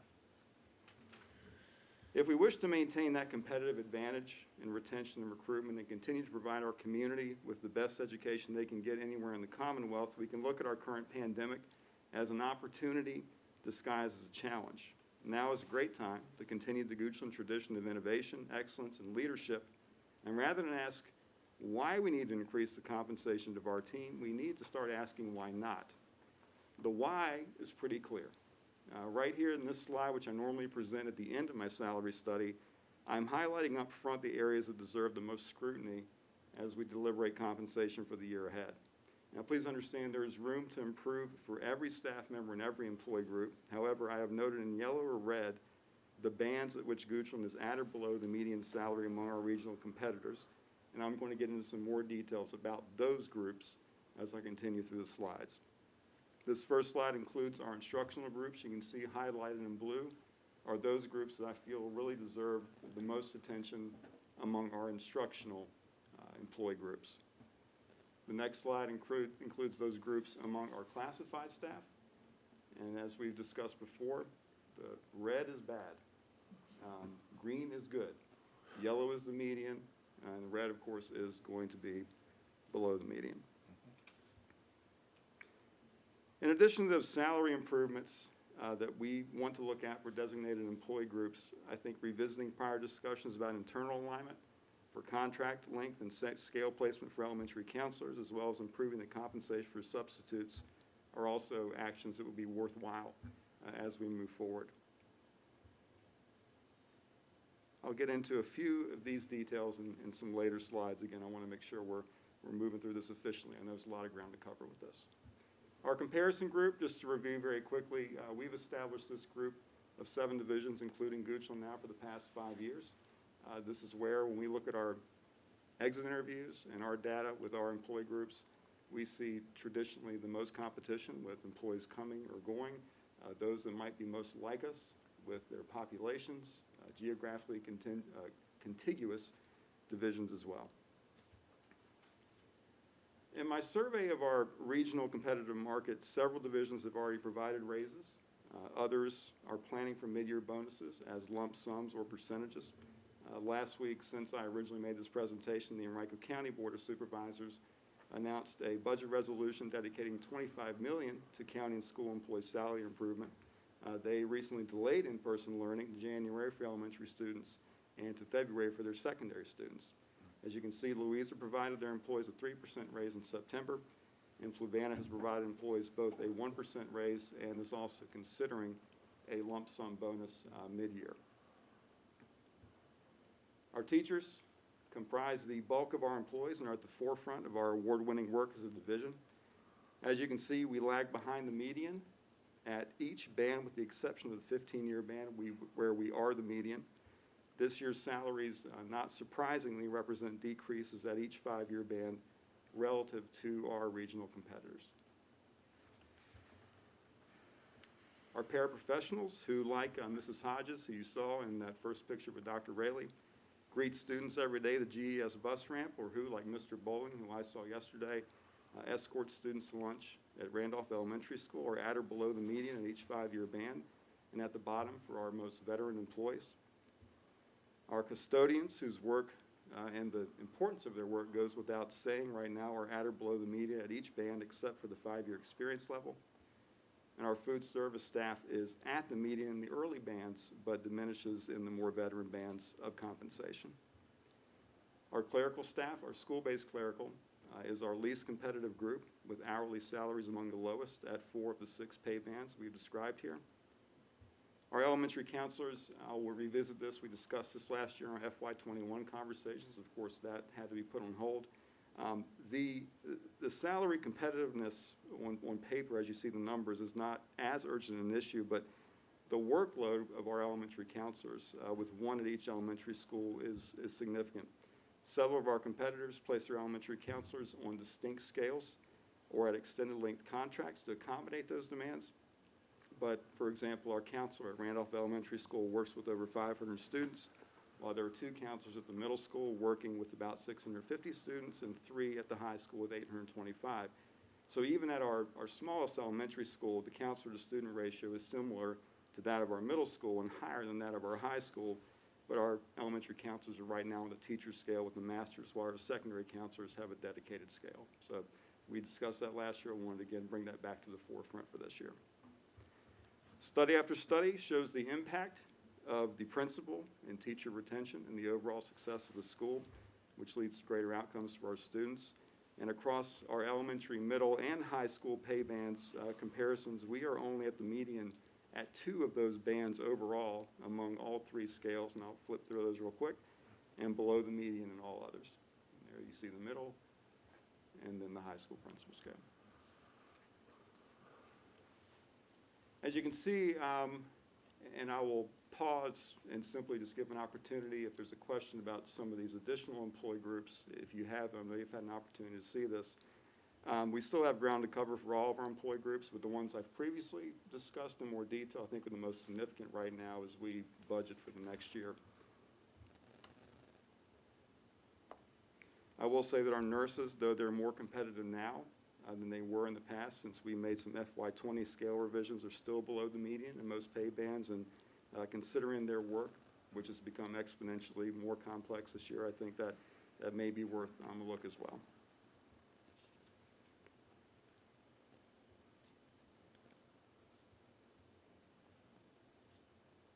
And we did select some of our smaller employee groups last year. I wanted to make sure we updated on that as well.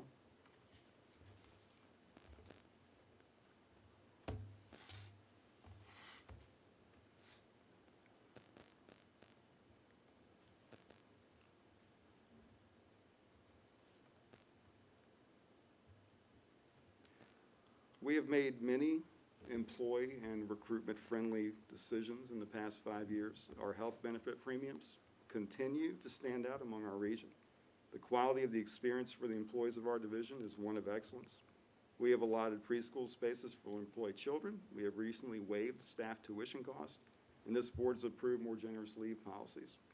We are fortunate to work in Goochland. There's no question about it, but the blueprint of that work environment that attracts and retains the employees that make this division great is the people. That's people like you see here, Mrs. Pruzanowski at GES, who is continuing to provide her students with a world-class educational experience in every way, with optimism, creativity, and excellence. And I know that I am excited to see us meet these challenges ahead and exceed them on behalf of our valued employees like her. So that is my salary study. And Dr. Armstrong, if I may add, with what we have all experienced and observed through picture and our own walkthroughs and anecdotal evidence that we have by talking to our neighbors and teachers and stories that are told, now's the time for us to recognize that not only with a thank you, but with compensation that's going to allow those folks to understand and feel the support from our organization for what they have done. Mrs. White shared with you a comparative cost analysis of the fiscal strength of our community, and I believe it's time for us now to advocate strongly for a competitive wage for our employees and recognize their contributions. And we are in a situation where folks did not get a raise last year. How can we make that up and move our organization forward in a time when we need, with what they are doing right now, day in and day out in classrooms and across our school division. So as we enter our budget season, have conversations with our community about what we value as a school division and the needs that we will have, I think now it's an opportunity for us to really go out and advocate for our folks and recognize their great work. And I think sometimes there's an attitude, not just here, but universally, when you're doing a really good job at something, the thought is that, well, why do you need anything else? Why do you need more? You're already doing so well, and I think if we don't get ahead of that, especially now, you can see dominoes fall. And we talked about that in my state of the workforce with the number of teachers nationwide who are considering leaving the profession. Our teachers are the core of what we do. Our support staff is among the most dedicated people I've ever worked with. And they're the lifeblood of this division. They truly are. So hoping we can make that happen for them. So board members, I'll Thank you. defer to you.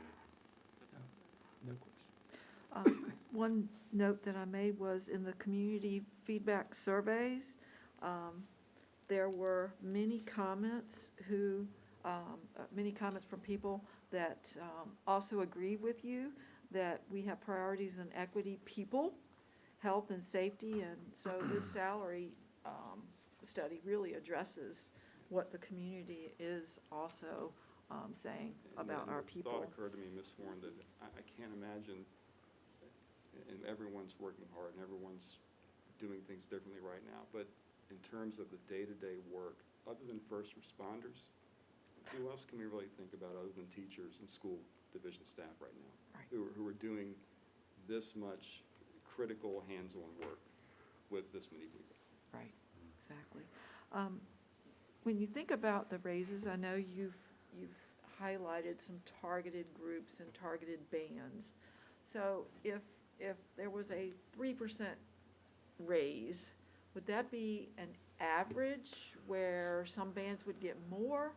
Or do you anticipate every employee getting at least 3% and then some bands getting more to get them to where they should be? In the Yeah. past, Debbie and I have worked together. Sorry, Dr. Ray, I want to speak for you. Yeah, no, if you remember, Ms. Horn, last year, the recommendation from the board to the Board of Supervisors was the 3% across the board for all employees and fixing some specific bands within the teacher's scale. And some employees had the benefit of maybe 4.5% as a result of some of those revisions. And so I believe that's something we need to rejuvenate, not only do something across the board, but also fix some of those other areas where we were not competitive, where we have to focus specifically on retention. And as we prepare our budget, my budget to you for your consideration, I would expect that's going to be a part of that conversation again. Absolutely. Thank you for that clarification. Appreciate it.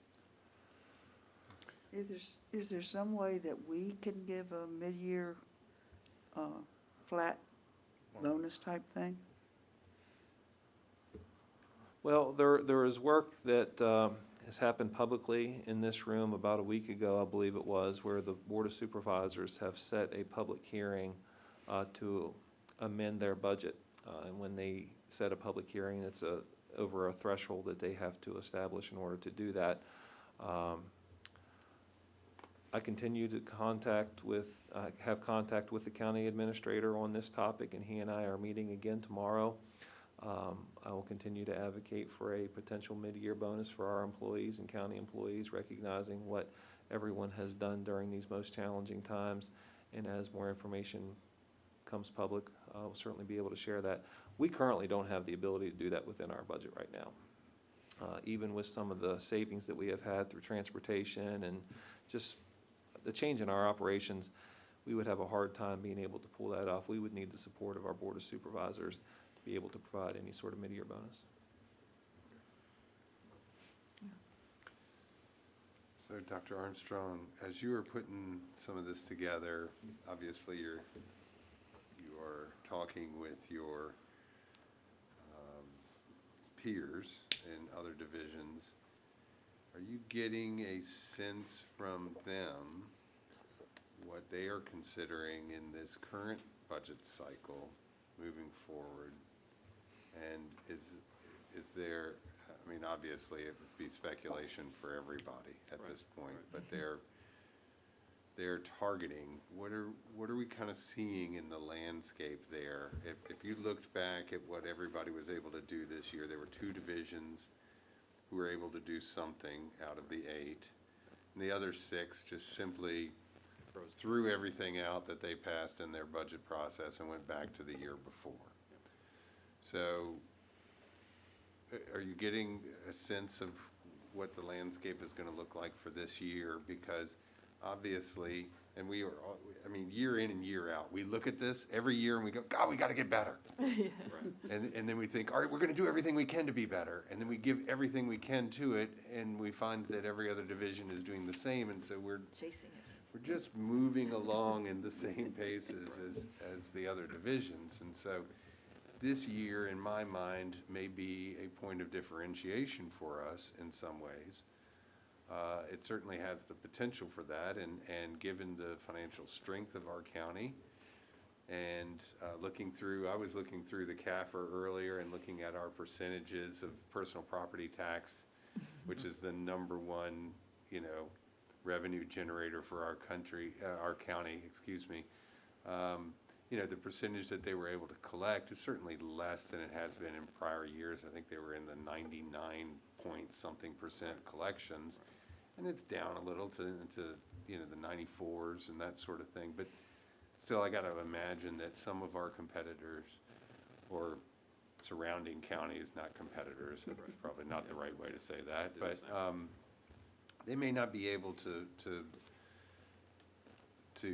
pull off the same sorts of things that we may have the capability of doing. So what sort of, Right, and it is difficult to get some of my colleagues to really commit to anything. I think it is early when we're talking about, and that's the difficulty with the timing of my presentation. We talked about that before, but we can't give this in February when everyone's announcing, because by that point, we're pretty far along in our budget process. I will say, I can imagine from what I've heard from my colleagues and from what I've read, I think certain localities, and Debbie may have some insight on this as well, are going to have similar, some revenue streams that are probably going to allow them to still continue giving, I'd say, a modest raise, 2%, 3%. Others may not. I would imagine that you'd probably see a 2%, 3% raise being the goal of a lot of our regional competitors.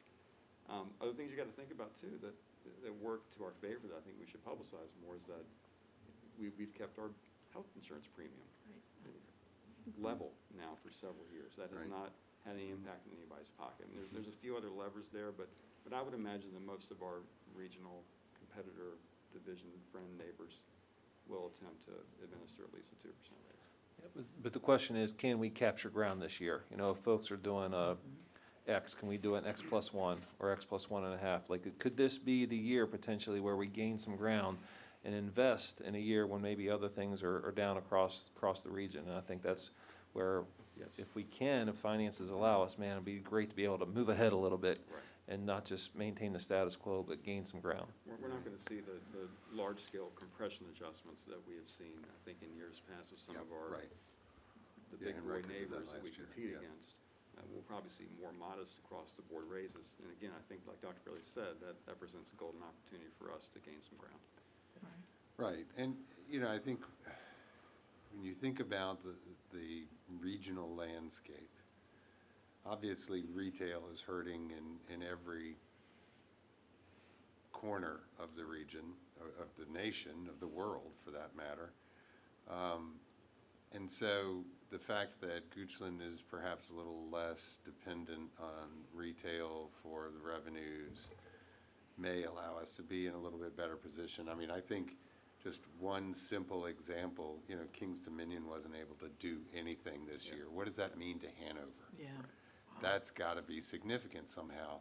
I don't know what it is, and I don't know what that is going to mean long term, or whether they have the coffers like we do that will allow them to sort of bridge the gap. But you have to think as just an example of something that could have a dramatic effect that nobody thinks about when they looked at the pandemic and went, oh, man, of course Kings Dominion is closed. Well, what does that mean? And that may have some repercussions. It may allow us to gain a little ground, at least get into that median stage. I don't see us, catapulting ourselves into the green across the board. It's just too much of a gap to make up. But I think if we can make some incremental progress and continue our focus on those other pieces, whether it's our health premiums, whether it's childcare opportunities for our teachers, taking away the tuition requirement, all that adds up. We've done that total compensation statement now for 3 years. It's 3 years now. To make it very clear for our staff, the benefits of working in Goochland on paper, not to mention just simply the quality of life. We've talked about that before. But I know at this time in history, the quality of life is only going to take you so far. We need to make sure that our compensation is aligned with that. True. Took the words right out of my mouth on that one. But also, I noted here, I forgot to mention earlier, and you were talking about the total compensation report and some of the other areas that we, as a division, support at a greater level. I love that Munis is now going to provide, or will very soon, provide that total compensation report for each employee. So when you think of quality of life, people will have that to look at and think about, the salary and cost of insurance, because all of those things do matter to that individual or to that family in the short and the long term. So whatever we can do salary-wise will certainly make that report a lot more, more comfortable for our employees. That visibility of that is going to be great. So just being able to highlight, well, look at that, because a person's salary is not their only Right. compensation. So but it is critical, because that's where you think about your retirement. Yes. How much is going into retirement? So it's again, short and long term. And in the short term, these people have worked hard. Yeah. They And really- so they I really have. certainly do hope that we can do everything we can convince the Board of Supervisors to provide to us to support our employees in this endeavor. We have worked hard, yes, in our division, our work every day, and then when you look at this compared to what some other divisions are doing, and I realize teaching's teaching, it's hard, every teacher deserves more money, and no one's gonna debate that. But everyone here, we get up in the morning, we get in our car and we go to work. Yeah. There's something to be said for that. Yes. That's time, that's planning, that we're undertaking, and some people are not. I'm not saying that's the end-all, be-all of what we do as professionals, but that should be considered, I feel, in Absolutely, the bigger picture. absolutely. Thank you for this work. Really good stuff. Yeah, Thank you. nicely done. It's informative as we head into budgets. All right. So board members, it's been several months since we had the opportunity to hear from Ms. Holman, and as you entered the building today, you saw two of our newest resources out front. We showed you a 2019 International School Bus and our newest 2020 Thomas School Bus.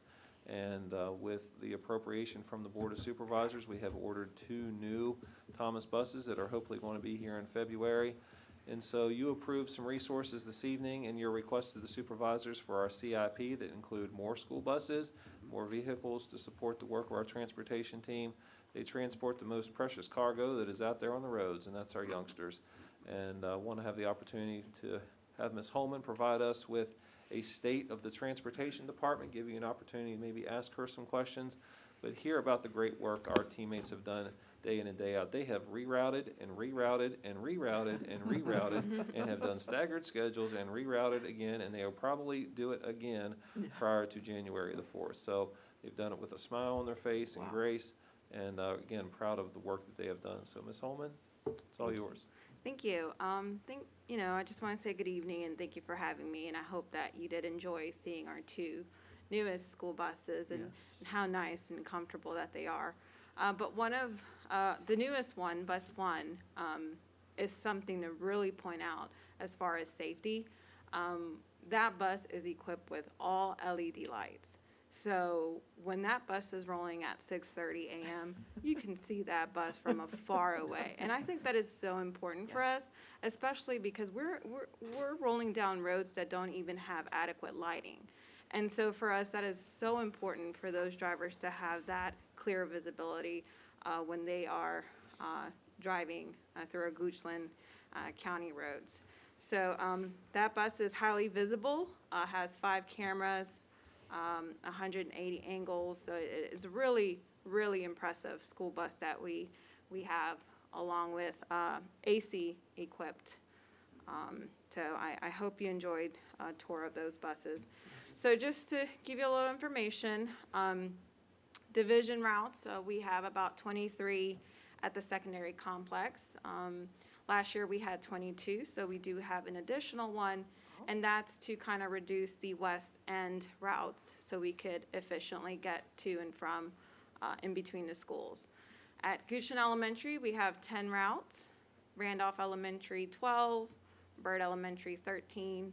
For the ECSC, we just have 1, and that's because of the ridership count. SPED out of county, currently we have 4, typically we have 7. So that brings our total to about 63 routes for the school division. So I wanted to kind of put a comparison with our transportation employees. As you can see, we have 63 bus routes, but we only have 43 contracted school bus drivers currently driving those routes. So that's very different from last year, opposed to we had 58 contracted, and this year we only have 43. So that's 15 drivers difference, and I have only replaced one.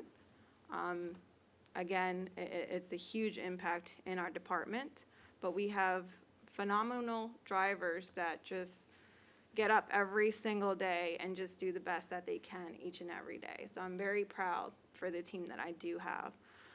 So our total of employees are 50, including our mechanics and subs available, if you can kind of take note of that. We only have 2, and normally we would have 15 substitute drivers. And so with having 43 contracted drivers, what we did is we obviously doubled our runs, and we actually have 3 bells. So when you look at the times, we still have the learning labs, and so we've had to condense those routes and kind of made sure that with the personnel that we have, we were still able to provide those services for all of our students. All right, typically on any given day, we're servicing about 800 students countywide. Total vehicles in operation are about 45. Total number of school buses in our school division are 64, including our new bus, and our food bus with a total of 14 spares. The total number of buses over 15 years old are about 17, including our food bus. And as noted in Ms. White's presentation, we obviously have an extensive depreciation in our cars and buses. Total number of route vehicles, we have 11, and out of those 11, 3 are over 100,000 in mileage. And so they are at that 10-year cycle. And so we definitely need reliable transportation, especially for our special education students who we have to transport 30 miles one way. So on a given day, it's 180 miles that one car is doing daily. Total number of spare vehicles, we have 9, and of course they're all beyond 100K.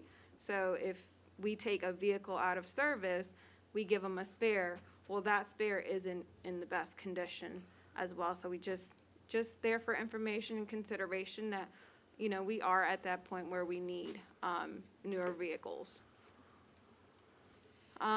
Total number of carpools, we have 16, again, all beyond 100,000. And total number of maintenance vehicle, I thought I'd go ahead and include them because we obviously take care of their maintenance. And so we noticed we have 11 of those, and 5 of those are beyond the 100,000 mileage or 10-year threshold. All right, our transportation projects, which was amazing this school year, we took advantage of the opportunity where we set the guideline for bus stop. Now that the middle school, high school, and communities can walk up to half a mile, and then for middle school and high school, 0.30 of a mile. And so that's helped us tremendously in doing the double and even triple runs where, parents are required to bring those children to that centralized bus stop. So we've noticed a huge difference. And some of the pushback that we did receive, we just recommended that the parents use the Viafy Parent app so that the students wouldn't be out there in 35-degree weather for 20 minutes. They can actually get that live ding that the bus is coming maybe a mile away. So that was neat. That kind of eliminated the issues that we were having with parent concerns about not seeing their children at the bus stops. They can actually have live information. We've done continuous training support for all of our drivers, office staff, and our bus technicians. And so one of the ones that I really wanted to highlight was that our shop foreman has recently been certified the 30-hour OSHA requirement. So that was needed, and we're just getting our transportation up to par as far as OSHA requirements. One of our bus shop technician will be ASE certified. and certainly training is ongoing. Again, I mentioned the Wi-Fi Parent app. We've noticed that with so many changes that the parents and teachers and staff, that they're actually using the Wi-Fi Parent app more, and we've actually received a lot more requests from parents asking for that Wi-Fi Parent app. Because we noticed that not every student rides every day, so our routes may change by 10, even 15 minutes, but with that Wi-Fi Parent app, that child doesn't miss the bus. And so that's neat that we were able to offer our parents that. Pending projects, so the transportation timekeeping system I think is very important, especially with having the double runs and even that third run. Just so we can kind of compare exactly what our drivers are doing, and just give a little bit more transparency to the community.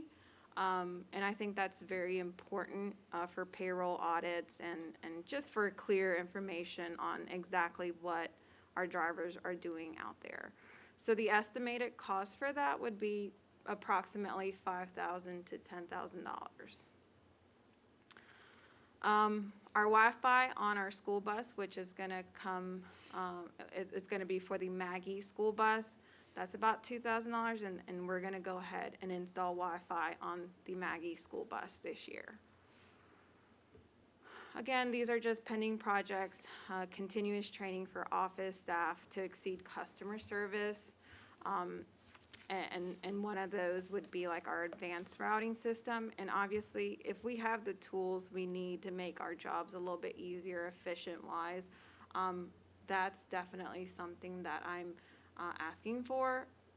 The advanced routing will help us and make future decisions as well. Training for special education drivers, estimated about $300. I think we can make that happen. Fire extinguishers is priority on my list right now. We do have school buses that need those fire extinguishers replaced, and they also need their yearly inspection. And so that's priority as well, and that estimated cost is about $10,000. I'm still reviewing the new GPS system, and that's, again, pending project. Review of our bus maintenance and shop management, again, just to kind of be a little bit more transparent, clear on where the money's going, and just to predict future cost. All right, so I'm just going to kind of show you the new buses that are coming the end of February. And so this is much more similar like bus 1. The only difference with this bus is that we are going to have 2 storage compartments on both sides. So that could help us with our sporting events or any event that we have additional equipment that we can't carry inside the bus. We will be able to carry it outside on both sides. And this is just some of the features that I've added on. I think it is important that we have the PA systems both in and external, especially with our little ones crossing in front of the bus. We want to make sure that that driver can communicate with that student should something go wrong. They do have that as well. Child reminder system, all of our school buses have it. The Vandalock system is pretty much, our buses will now be secured. So our newer buses will come with that locking system where you can't just pull up to our bus and open the doors like you can now with the ones we have, but you won't be able to access our school buses. And I think that's important because we have so much to lose inside our school buses. Emergency exits, we now have additional roof hatches on all the new purchased vehicles, and that's just a safety feature that I feel that we truly need. And our new buses will be equipped with the AC front and rear. I think this is important, especially during these times during COVID.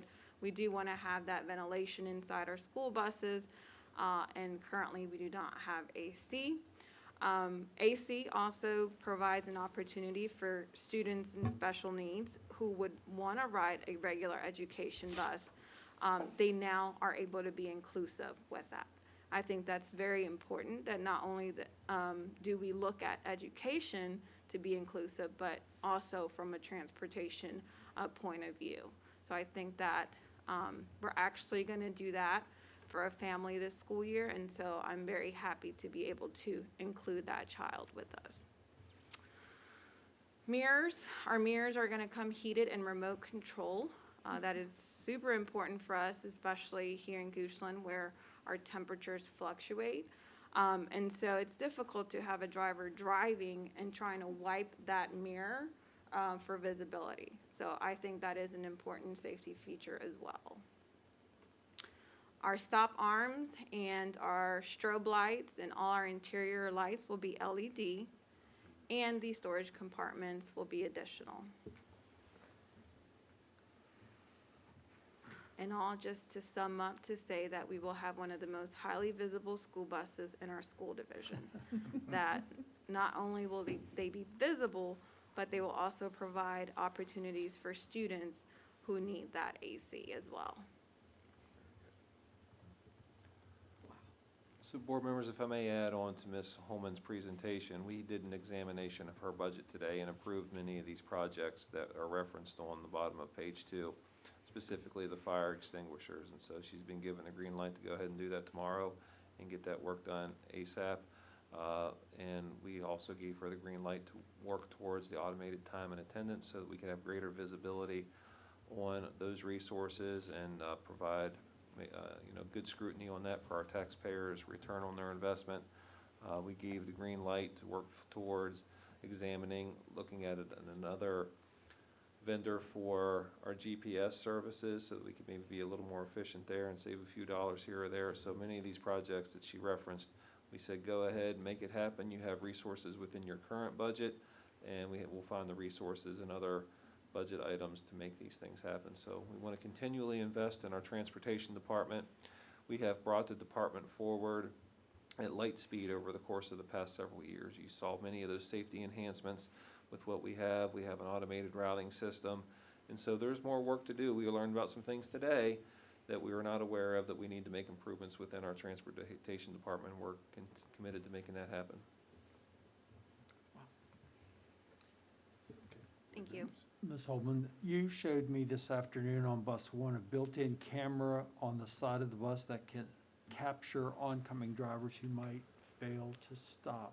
Correct. Is that something that can be installed on existing buses if it proved to be necessary, or? Yes. Okay, all right. So I think it's a great feature on the new bus as well as everything else you pointed out. That was just something I was wondering about. Thank you. Thank you. You have had a very long day. You are probably one of our earliest starters every day. So thank you so much for your patience and listening to everyone else. And I appreciate all the work that's being done by your department and the size of your department and what they do every day is pretty amazing. On Route 6, I know that in the parking lot, you've got your bus with your sign. Do you have drivers in training right now? Do you have some candidates in training?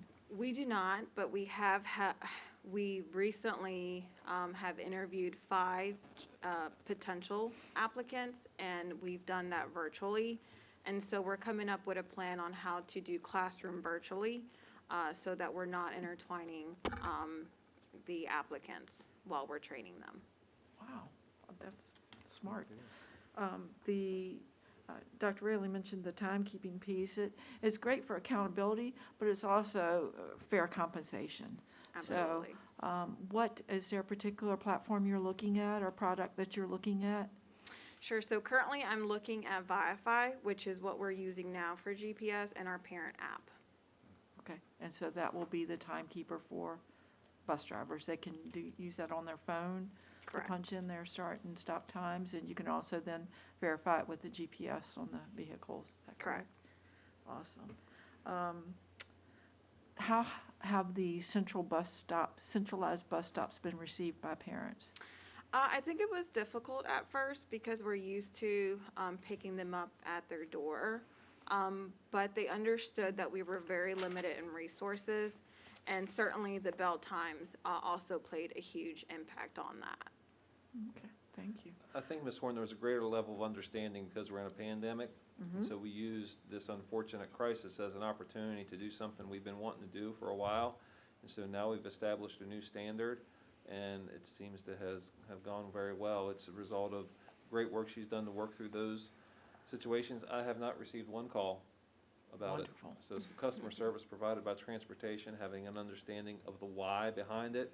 And this allows us to reduce the ride time, honestly, for your child. We don't have to stop every time. You can get your child to school sooner, and you don't have to wake up as early. So it's, I think it's a structure we've established. We're going to be able to continue long into the future. And it'd be safer too. Thank you. Safer, less stops, Yeah. less starts, better That's for right. fuel economy. Right, yeah. I was gonna say it's gotta impact the fuel. Yep. Yeah. The fire extinguishers, I wondered if Chief Ferguson has some idea of any grants that would be available, or is there any support that we can get we to have help the- pay for those? We have school division resources, and Ms. Holman's going to create a purchase order ASAP to go ahead and get those replaced. So, yeah, we don't have to worry about grant funds. We have school division money to make it happen. Oh, And it's- those it's- things are because of out of dates. Correct. It's important. Yeah. I love the cameras called Angel Tracks. Perhaps the bus drivers don't always feel like it's Angel Tracks, but I thought Yeah. that was pretty fun. So, I think Alright. the other question I had was regarding so we have a diesel bus and we have a gas bus. There's a potential of propane buses and there's a potential of electric buses. Do we have the staff who are trained in all these different engines? Or I guess the way to train them? Yes, so as we receive the new school buses, we are partnering up with the sellers or the Manufacturers? yes, and so they come out and train with our mechanics. So that's already started happening. Okay. Yeah, Mrs. Holman is going to attend a webinar by Dominion Resources in the coming weeks on electrification of a transportation fleet. It's aligned with our third goal in our strategic plan and sustainability of all of our division operations. And I am quite interested in learning what she finds out and then what the infrastructure needs may be to make that happen. I think it would be a way of modeling a small rural school division is modernizing its fleet with sustainable resources. And so we'll see if it's the right investment for us. We need to weigh out the pros and the cons, but that's research that we're doing right now. Awesome. Yeah, some of the earlier electric buses had a much lower clearance, so I'm sure that they've done a lot of improvement for a Yeah. school bus, and certainly riding in our roads, you wouldn't want something with a low clearance. So Right. I suspect there's a lot more models than the ones that I originally saw many, many years ago, so that's exciting. So thank you Thank very you. much. One of your projects was review of a bus maintenance shop management system. Was that like a computerized system Yes. to maintain or to keep records of various Yeah. repairs and things? So it would be part of our Traversa advanced routing, and so we would use that to maximize our bus maintenance schedule and the supplies that we use to just give us a little bit more better understanding of our expenses and our future costs. Yeah, we're using an iPhone 3 right now on some platforms, and we need to use the iPhone 12, and this is an example of where we need to modernize and upgrade. At least a 6, I mean, it's halfway, right? I guess a clarification question, when we talk about electrification, and talking about buses, are we talking just about buses, or are we talking about our fleet cars? I think it should be all vehicles, Mr. Okay. Quarles. Okay. Yes. Those Priuses, they ride nice from what I'm told. I have good gas, mileage, good fuel mileage. Also. Thank you, sir. Mrs. Holman, thank you so much for taking Thank you. time to, please let all of your staff know how much we appreciate them and how we do recognize how hard they're working and that they're going above and beyond. Thank you. And I hope that everyone in the office is in good health at the moment and doing okay, and Yes, we're back on track, and I'll be sure to shure that with them. thank you so Thank very you. much. Thank you. Thank you. So Thank good you to for see all your hard Thank work. you. Good to see you too. Thank you. I'm going to ask Mr. Steely to come forward next, and Mr. Steely has been, I tell you what, Mr. Steely and his team are unsung heroes, like many, many other employees in our school division, who will get a call on a Wednesday evening that we need to sanitize a space by a Thursday morning, and they're there at 9 and 10 o'clock at night or 4:30 in the morning sanitizing that space before students and staff walk back in. That's just one of the many things that they've done since March 13th, where they have cleared out classrooms, they've moved furniture, they've installed dispensers, they've received bids on HVAC systems, they've installed filters, they've installed, you name it, they've done it. And they're coming up on a deadline right now with December the 30th with a variety of projects that are high profile right now. They work round the clock, and it's another opportunity to recognize and celebrate his leadership and his team. Wanted to give you a chance to have a state of the workforce from him, to hear about the work that his department has done and is poised to do well into the next year. So, Mr. Steely, it's all yours. Thank you. That was a wonderful introduction. This is a brief rundown of our larger projects. In my report, kind of a thorough, more detailed report. I'll start with Randolph. The exterior renovation we've had over there, it's come out great. The asphalt work, the lighting, the landscaping, the painting. Very nice. Great. Oh, thank you. It's like, There's also like a where- noise thing going on. Okay. Yeah, no, it came out fantastic. When you look at that facility, imagine what it looked like in June. A significant amount of work has gone into it, and really came out great. So I'm very happy with that. Another successful job is C-143 over at the high school. It looks nice, but not only that, it functionally does what we needed it to do, and that's mitigate the sound. I was in there, and we've had plenty of rainstorms to find out. And yeah, you barely hear the rain, and then the popping sound from the metal expanding, contracting. You can hear it if it's very quiet, but it's a good workspace now. One of the projects that wasn't as successful was phase 1 of our roofing project over at Goochland High School. The contractor we've worked with, we're continuing to work with them. We haven't made full payment. We're continuing to have leaks on a brand new roof, and that's very frustrating to say the least. So we're working with the roofing manufacturer, Johns Mansfield, to go directly to the manufacturer to make sure that we get it done correctly and that the warranty is going to be honored. The second phase went fantastic over top of the auditorium. They came, they did their job, they've left, and no leaks at all. So I'm going to be working with the finance department this January to do the last phase, and that's going to be the part right behind the auditorium. We're going to have to do that work in the summertime, since we're going to have to take the HVAC for the auditorium offline for several weeks while that's being done. Once that's done, we will have completed the entire roof that's 20 years old. So 20 years is usually the useful life of those systems. And then we move over to the Randolph and Byrd HVAC upgrades. This is a CARES Act project, and this is a massive, massive project. Approximately 50 rooftop units are going to be replaced in 14 days. The filtration and efficiency of those units is going to be improved. So the major work had to be done after hours, because it's kind of noisy work up on top of the roof. So start 2 p.m. on Friday, the 18th. They're going to start decommissioning the units. They're going to start the demolition, and every day has a major task accounted for it. Along included in that job, we're going to be upgrading the building automation for Byrd and Randolph. Again, there's plenty of other projects. We've certainly had plenty to do, but if you want to go into that further, it's in my report, and please, I'm open to any questions. I just want to emphasize that the repairs and the improvements that we're working on right now, they're not just skin deep. These are improvements that are going to extend the useful life of our facilities, make the most of the taxpayers' resources.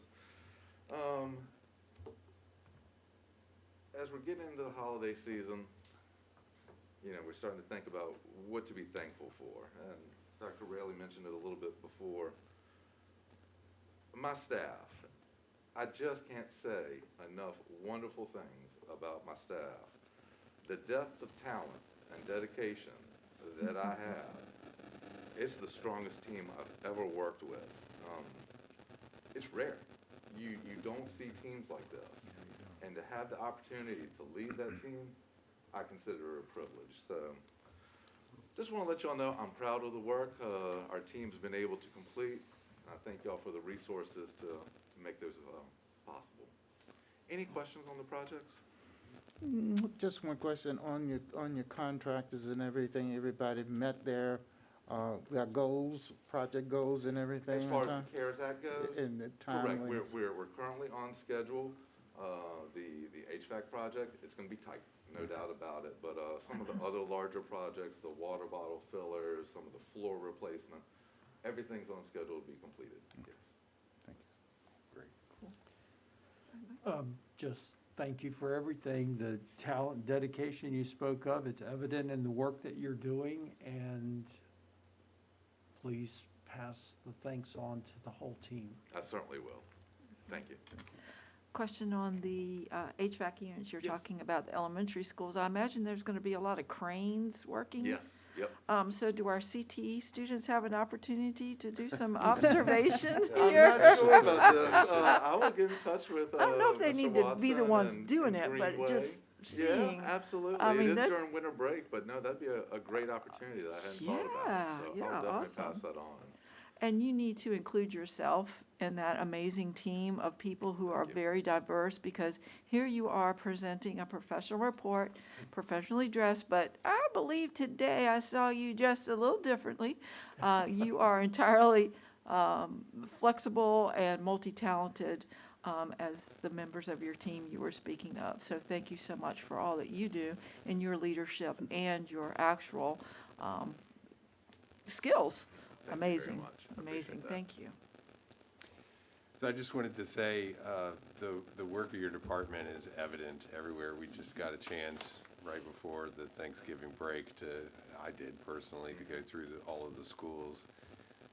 The floors look phenomenal. I mean, the windows are all clean, the things are working well. We've got, you know, HEPA filters everywhere. It's so evident that you guys have really kind of turned things around, and your team has been there, but I think your guidance has helped sort of focus the ability, the resources to be able to think forward again, rather than always patching, getting a little ahead and seeing to it that the efforts have a little longer lasting effect. I appreciate that's noticed, because that's a big part of my work philosophy. Yeah. A lot of pride. Yes, indeed. A lot of hard work, but a Yeah. lot of pride comes with that hard work. Well, Yeah. please also thank your team I for certainly their will. time and dedication, and we know that they're working just as hard as everybody Oh, else man, too. it's been, you know, an interesting, 6-9 months, but if you think about it, I give these reports quarterly. Next time I see you is gonna be March. Yeah, The entire climate's gonna hopefully feel different, so yeah, I look forward to that. no doubt, no doubt. Well, keep up the good work. Thank you so much. Thank you. Thank you.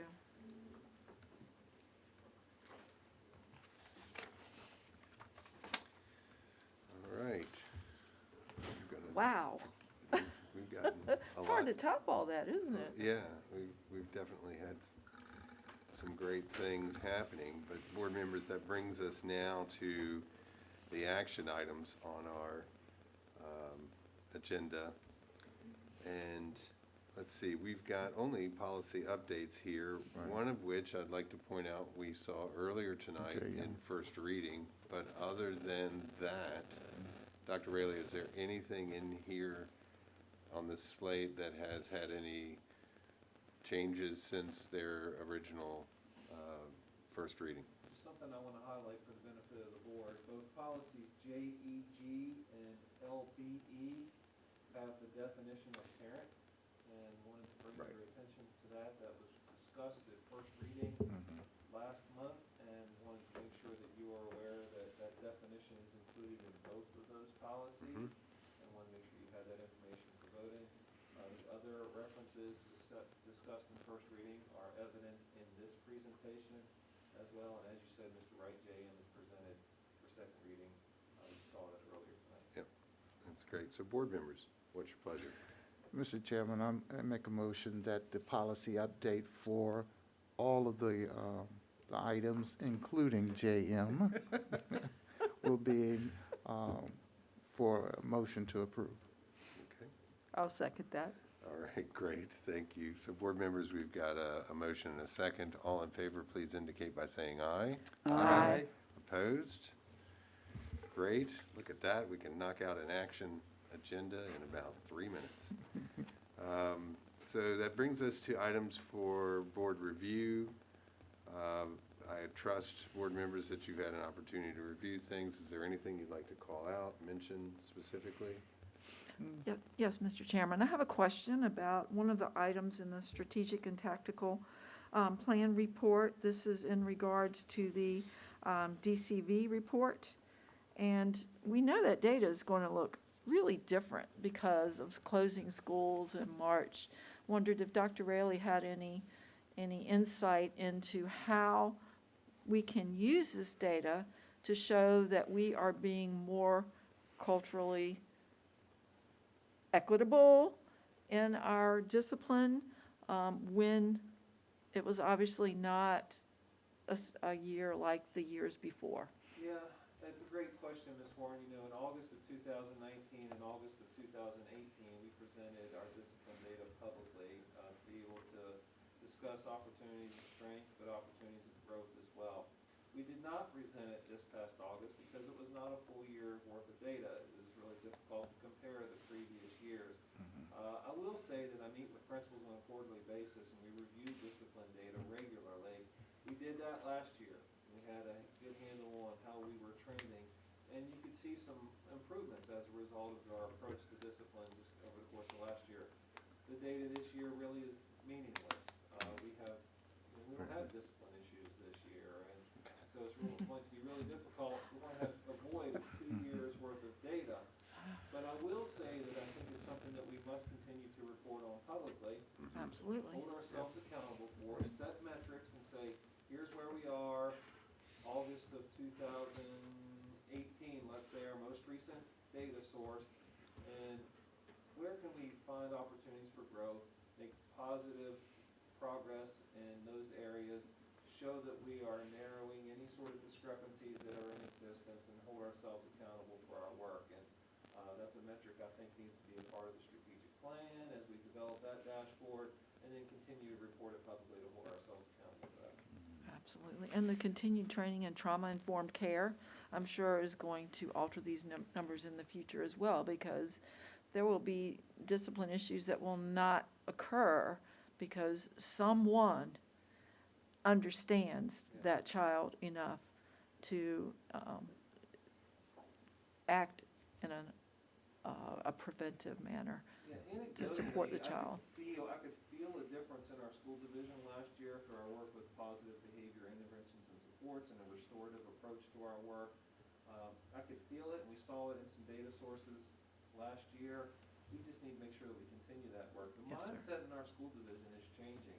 It's changing with each conversation that we have with the family, each conversation I have with the teacher. And so we're embedding these notions of inclusion and diversity and equity and looking at things from an individual perspective. That is happening daily. We just need to be able to measure it and then be able to track it so that we can see the progress of our great work. Wow. Impressive. Mr. Chairman, under the attendance and enrollment updates and all, one of the things I think, Dr. Reilly, we talked about the percentage and that type of thing. We weren't sure of how we could capture that data of virtual and in person. I understand we have a total number of people there, but it would always anecdotally be very acceptable if you could differentiate what those different categories have for us so that it gives us a good picture. Yeah, I followed up with our data coordinator on that question. He's researching what it would take for us to make that happen. Okay. All right, great stuff. So, that said, now we'll move on to committee and board reports. I'm a habit guy.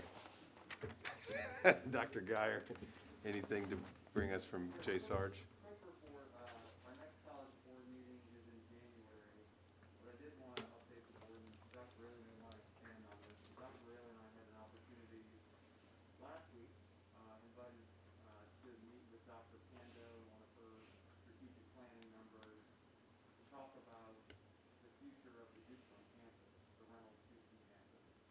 And all ideas were on the table. We had a great discussion. Don't necessarily have a specific direction to point the board in terms of where the college is likely to head. But really excited to be engaged in that dialogue and be part of the thought process moving forward on how to really revitalize that campus and take advantage of an amazing community resource. And as you all know, Dr.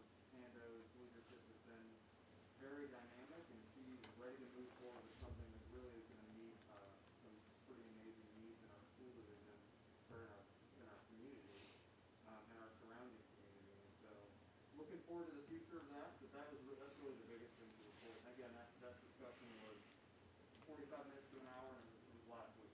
Yes, sir. It's great to hear that. Yep. Caroline, we don't always get to hear from you. Yes, so I believe the overall student advisory committee met last week. I unfortunately had to miss that meeting due to my work schedule. But I believe there's a Spirit Week in the works, a virtual one, our second one this year, that's being planned for kind of a holiday kind of thing, so holiday themed Spirit Days. And then the senior class committee specifically is working on finding ways to unify the whole senior class for this year, since usually this would be the sort of unifying year, and it really isn't feeling that way right now. So our current idea is, you know, those like plastic wristbands that people sell kind of for fundraisers and things.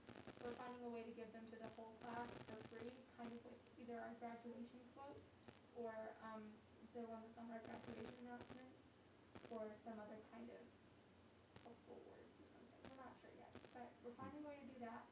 And then also looking into some schools paint their parking spaces as a fundraiser. But we're trying to find a way that we can do it with chalk, just as like a socially distanced kind of thing. We've tried to do it with paint in the past, and it hasn't been approved.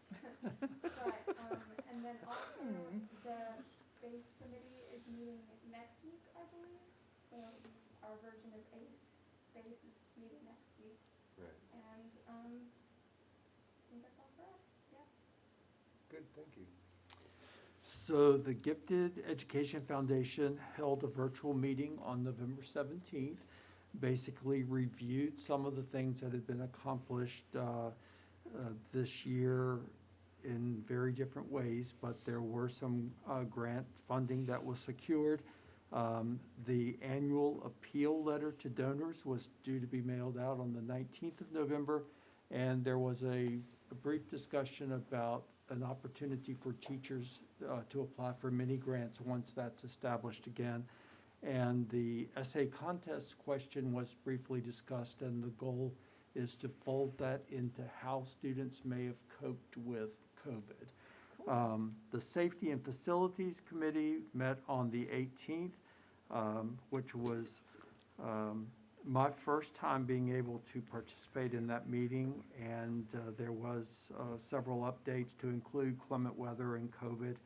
And then the last thing for me is that I got to read to Mrs. Dunn's class at Randolph today, so a shout out to Mrs. Dunn's class. It was awesome, so thank you. Awesome. Well done. Mrs. Horn. Yes, thank you. First of all, thank you to any of our virtual attendees tonight, if we have any. We appreciate you listening in. I won't ask how many. Just say thank you. The Blue Ridge Virtual Governor School met virtually on December the 2nd, and the director's goals were approved that prioritize the sense of engagement, support, and inclusiveness from staff and fellow students, greater awareness of the opportunities of the program by middle school, increasing the number of minority student applicants, and retention of students enrolled in this challenging school year. And very importantly, the board did approve the recommendation that the Blue Ridge Virtual Governor School will require no specific course prerequisites for entry into the program in the 9th grade. So that is a change, and that's pretty much Algebra 1 is the one that stands out the most. So students would need to take that to advance in the other math and science courses, but it would not be something that would hold a student from enrolling in the program. So that's pretty exciting. The board will meet again in February 2021. ACE, we met virtually on November 16th, 2020, and this was a very well-attended meeting of staff, community members, and best of all, the students, the BASE students. There were 5, I believe, students that participated and shared with us. The committee requested a review of the bylaws. Dr. Fowler and Dr. Armstrong provided updates on their work towards equity and action for students in advanced programs and workforce recruitment. But the most powerful voices were those of the 5 students who shared their thoughts about school reopening, and that it's supporting their learning and the work of BASE. So Mary Page David is the BASE advisor, and I love their mission. The mission is to break down barriers by starting meaningful and difficult conversations to encourage inclusion, educate stakeholders, and promote equity for all Goochland High School students. So that's very amazing for our students at the high school. Some of the comments from the students regarding the reopening of schools, that they have time with their family before college. Interesting. You would think they'd be like, but they're really appreciating that, and they feel professional and that the teachers are very supportive. There was a diversity dialogue day on December 1st and 2nd, and a survey for the students that will be sent out before winter break. But the news story on Channel 6 included one of our students from the diversity dialogue day. So that was really exciting. I would also like to talk a little bit about some of the professional development that's been going on and the VSBA. So thank you, Mr. Wright, for representing us as a delegate at the VSBA annual convention. This is an annual event, and we usually attend in person. And this year the event was held virtually in what's called Event Mobi platform. So I'd like to thank Ms. Bennett for helping to get me signed up for that, and thank the county for supporting this professional development. This platform will allow me to go back in, and I attended every breakout session, but now I can go back and see the ones that I couldn't. You can't be 2 and 3 and 5 places at once. So this platform is pretty amazing, and I'll be able to go back in and continue gaining knowledge from the other breakout sessions. So it was the sessions that I attended, and then with Virginia's Ed Equity Week, it's interesting how everything's just kind of moving together. It's just like, wow, that makes sense because that and that. There are so many people in this country who are thinking and doing great work for much of the same goals. So there was breakout sessions on how to use data to make difficult decisions in schools, what school staffing looks like after, they called it AC, after COVID. Mosley's presented an academy to envision tomorrow's schools, and this is going to be really important as we look to design our schools. So in North Carolina, they have #LovePerSquareFoot. which that's their hashtag on their school, their future facility studies. And these studies include all stakeholders, and they do everything from designing the furniture to the lighting to everything. So they think about how precious every square foot is for every child. So that's really awesome. A session on implicit bias, diversity, and inclusion. Shared what is diversity, what is inclusion. It just was amazing. Talking about school rezoning, which is something that we need to do, which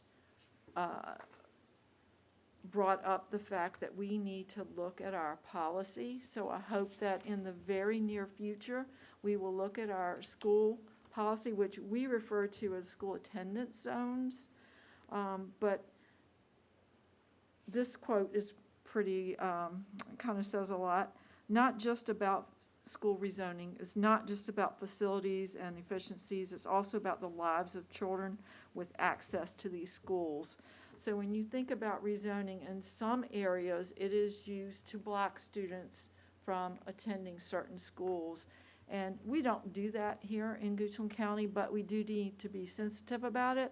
And we do need to look at our policy to be sure that we are including enough language to support what work is being done as we rezone. So in this session, there is a professor at VCU, so they're right here in our area, and 2 doctoral students who are working on rezoning policies, and really, I mean, they're doing some major studies. It's their doctorate work.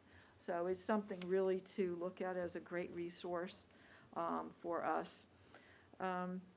Also, the Ed Equity Symposiums this week, that you had to register to have access to them historically. So if anybody missed those and they would like to see them, I do have the recordings, and I'd be glad to share with you any way that I can.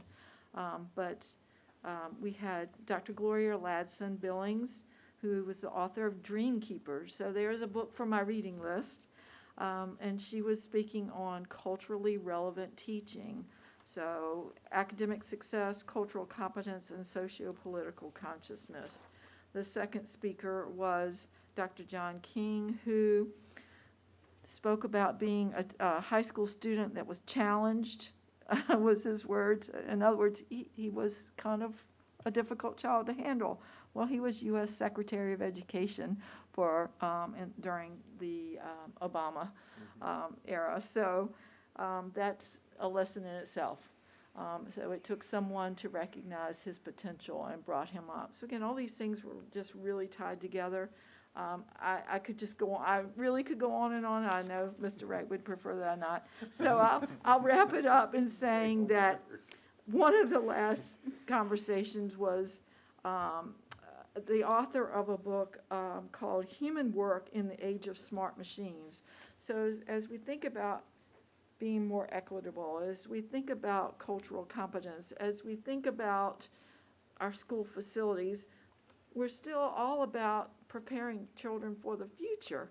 And so what does that future look like? Well, this author kind of wrapped that up and said that human work is not what is left over after machines do the work. And so, again, he has a new book coming out, and thinking about what are we preparing our children for. It is not the doom and gloom that people thought about everything being, robots are going to take over and artificial intelligence, that there is really great work out there for us to do. So I'm excited for everything that's happening in this state, in this country, awareness, curiosity, learning, participation, cultural responsiveness. It really is, in a very difficult time, it's an amazing time. So thank you for your patience. I agree with you. I do think it's an amazing time, and thank you for bringing up the VSBA. I did want to convey to everybody that at the delegate assembly, there were 5 bylaw changes and 8 proposed legislative position changes. all 8 of, I mean, everything passed. And it was a ridiculous amount of time to get to these votes for everything. I've never heard 25 people in a row go, I support this. But then, you know, with 10 minutes of soliloquy that goes along with that, and then the next person would say the exact same thing. It was maddening, but we survived, and the one legislative position 1 was the one that we had opposed. That passed 70 to 30 percentage-wise.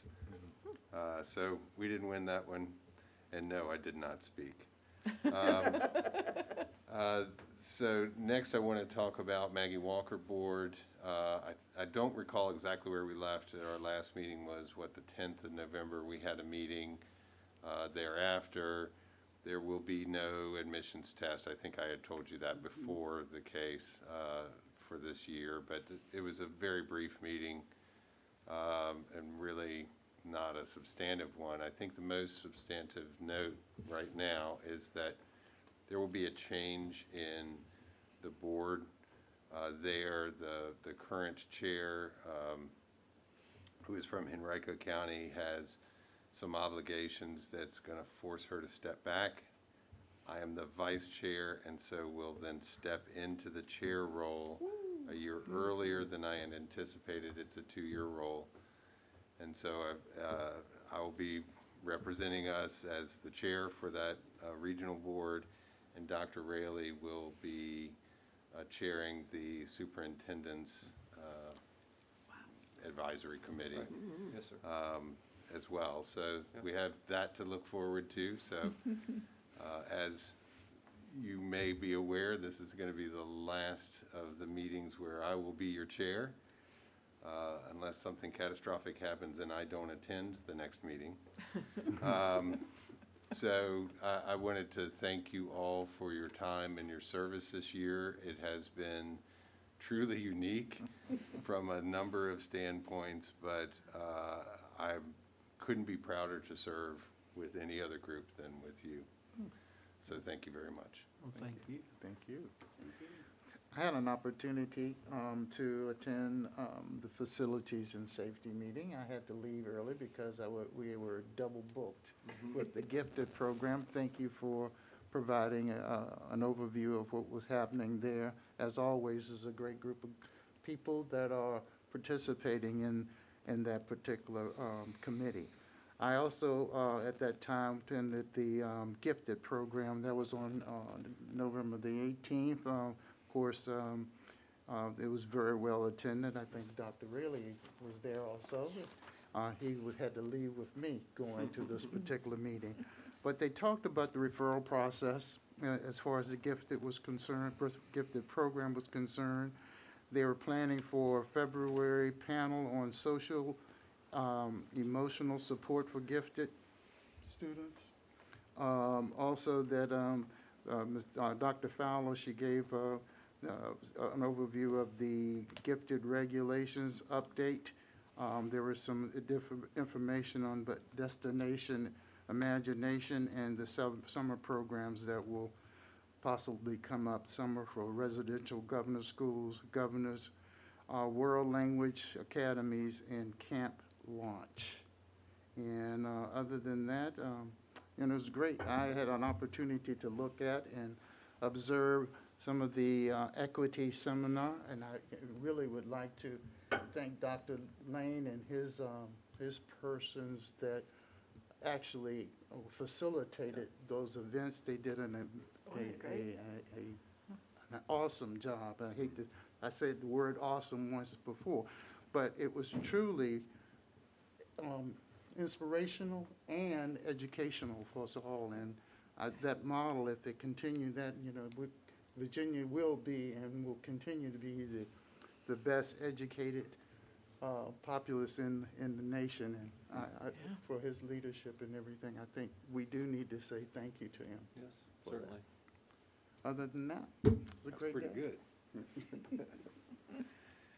good. Well, first of all, I left my notes at home, and I'm going to have to use Dr. Rayleigh as my backup. But the Special Education Advisory Committee met on December the 7th virtually. It was well attended. We had a representative from VCU. We had several teachers, and we had some parents that attended. The person from VCU reported that they had good participation in the program with positive results for our students. I think they had 5 students that participated. We had parents who discussed the advantages of virtual and face-to-face for their special education students. And they both were very, very grateful to Goochland for having the choice to be able to do one or the other. And one was virtual and one was face-to-face, the 2 parents, and they were both really, really pleased with the results that their children had, the achievement that their children had gotten from the program. So basically they wanted to do a little more insight into how the rest of the children with disabilities were doing in the COVID crisis at this point, and we're hoping that more parents could attend and give their opinion on how things had worked out for their students or their children. So that's about it. Yeah, no, that's a great summary, Ms. Barefoot Reed, is exactly what we discussed last night. Yes, ma'am. I will share for the benefit of the group, if you remember, we had a conversation this summer with youth in our community. It was sponsored by Jerusalem Baptist Church, and it was a conversation regarding issues related to equity, and it was great to hear that student voice. Since that time, I have followed up to that group with a written response to the request that they made of our school division. At that time, I have shared that with you. I have had follow-up conversations with the adults who have supported the youth, and then most recently had a conversation with 2 of the youth who were present in the June conversation. And so we continue to listen to voice, work in collaboration with our community on the important topics related to equity. Dr. Armstrong. Thank you, Mr. Newman, and Mr. Quarles for giving the update from the Facility Safety Committee. Also with my work with Merck, we met yesterday, Dr. Bell and I serve in the Equitable Access Study Team. We had students that participated in the focus group with those students from the region as well, who I reached out to this week to get them involved. That's my report. Okay. Good stuff. Thank you, one and all. So let's see, that brings us to new business, which I feel safe in assuming we do not have any. I have a comment. Oh, I'm so sorry. Sorry. I am not That's safe okay. at all, folks. I think this falls under new business, but it has been mentioned this evening regarding the EdEquity Virginia, the new roadmap. The new definition for education equity is achieved when we eliminate the predictability of student outcomes based on race, gender, zip code, ability, socioeconomic status, or languages spoken at home. So my question in this as new business, and I have a feeling that Dr. Fowler is already on this, but when you look at our policies, JFHB, GBAA, our equity policy, and also our policy, AE, School Division Goals and Objectives, I wonder if there is any revisions that we need to consider based on this updated definition. That's a good question. I think consider is the right question, and I'll certainly ask Dr. Fowler, and I'll support her in taking a look at that definition and seeing how it applies to our work and making sure that we're current and relevant on all of those issues. I know that we are working together with her on an equity dashboard, as well as doing some work on equity audits as well, and making sure that our policies are looking at things from an equity lens. I will share as an aside, this was brought up last night at the Special Education Advisory Committee. It's important that we look at equity from a global perspective. You know, and I shared this with a few of you in a side conversation that, you know, that we don't get pigeonholed into one aspect of equity. Correct. That we're looking at equitable access for all in all situations, and it's access for students with disabilities, it's access for individuals in poverty, it's gender equity, it's, you know, a variety of issues that we need to make sure that we look at. So conversations like this remind us of the importance of this work, and I'll certainly follow up with Dr. Fowler and see how that definition applies to our policies moving forward. Thank you. Yeah, because this definition definitely does include many groups. So thank you very much. That's all, sir. I really like that Yeah, isn't that good? definition too. So thank you for adding that. Yes. That's wonderful. Okay, so board members, I know that we would like to spend a moment and gather in closed meeting in order to just sort of talk about mid-year status of our superintendent's review. So would anybody be interested in I was making? going to say, Mr. Chairman, I move that the Goochland County School Board convenes in a closed meeting under the Virginia Freedom of Information Act in order to discuss the mid-year evaluation of the superintendent under Virginia Code 2.2-3711 Alpha 1. I'll second that. Thank you. We've got a motion and a second. All in favor, please indicate by saying aye. Aye. Opposed? Great. We'll head into closed session. Please don't run yet.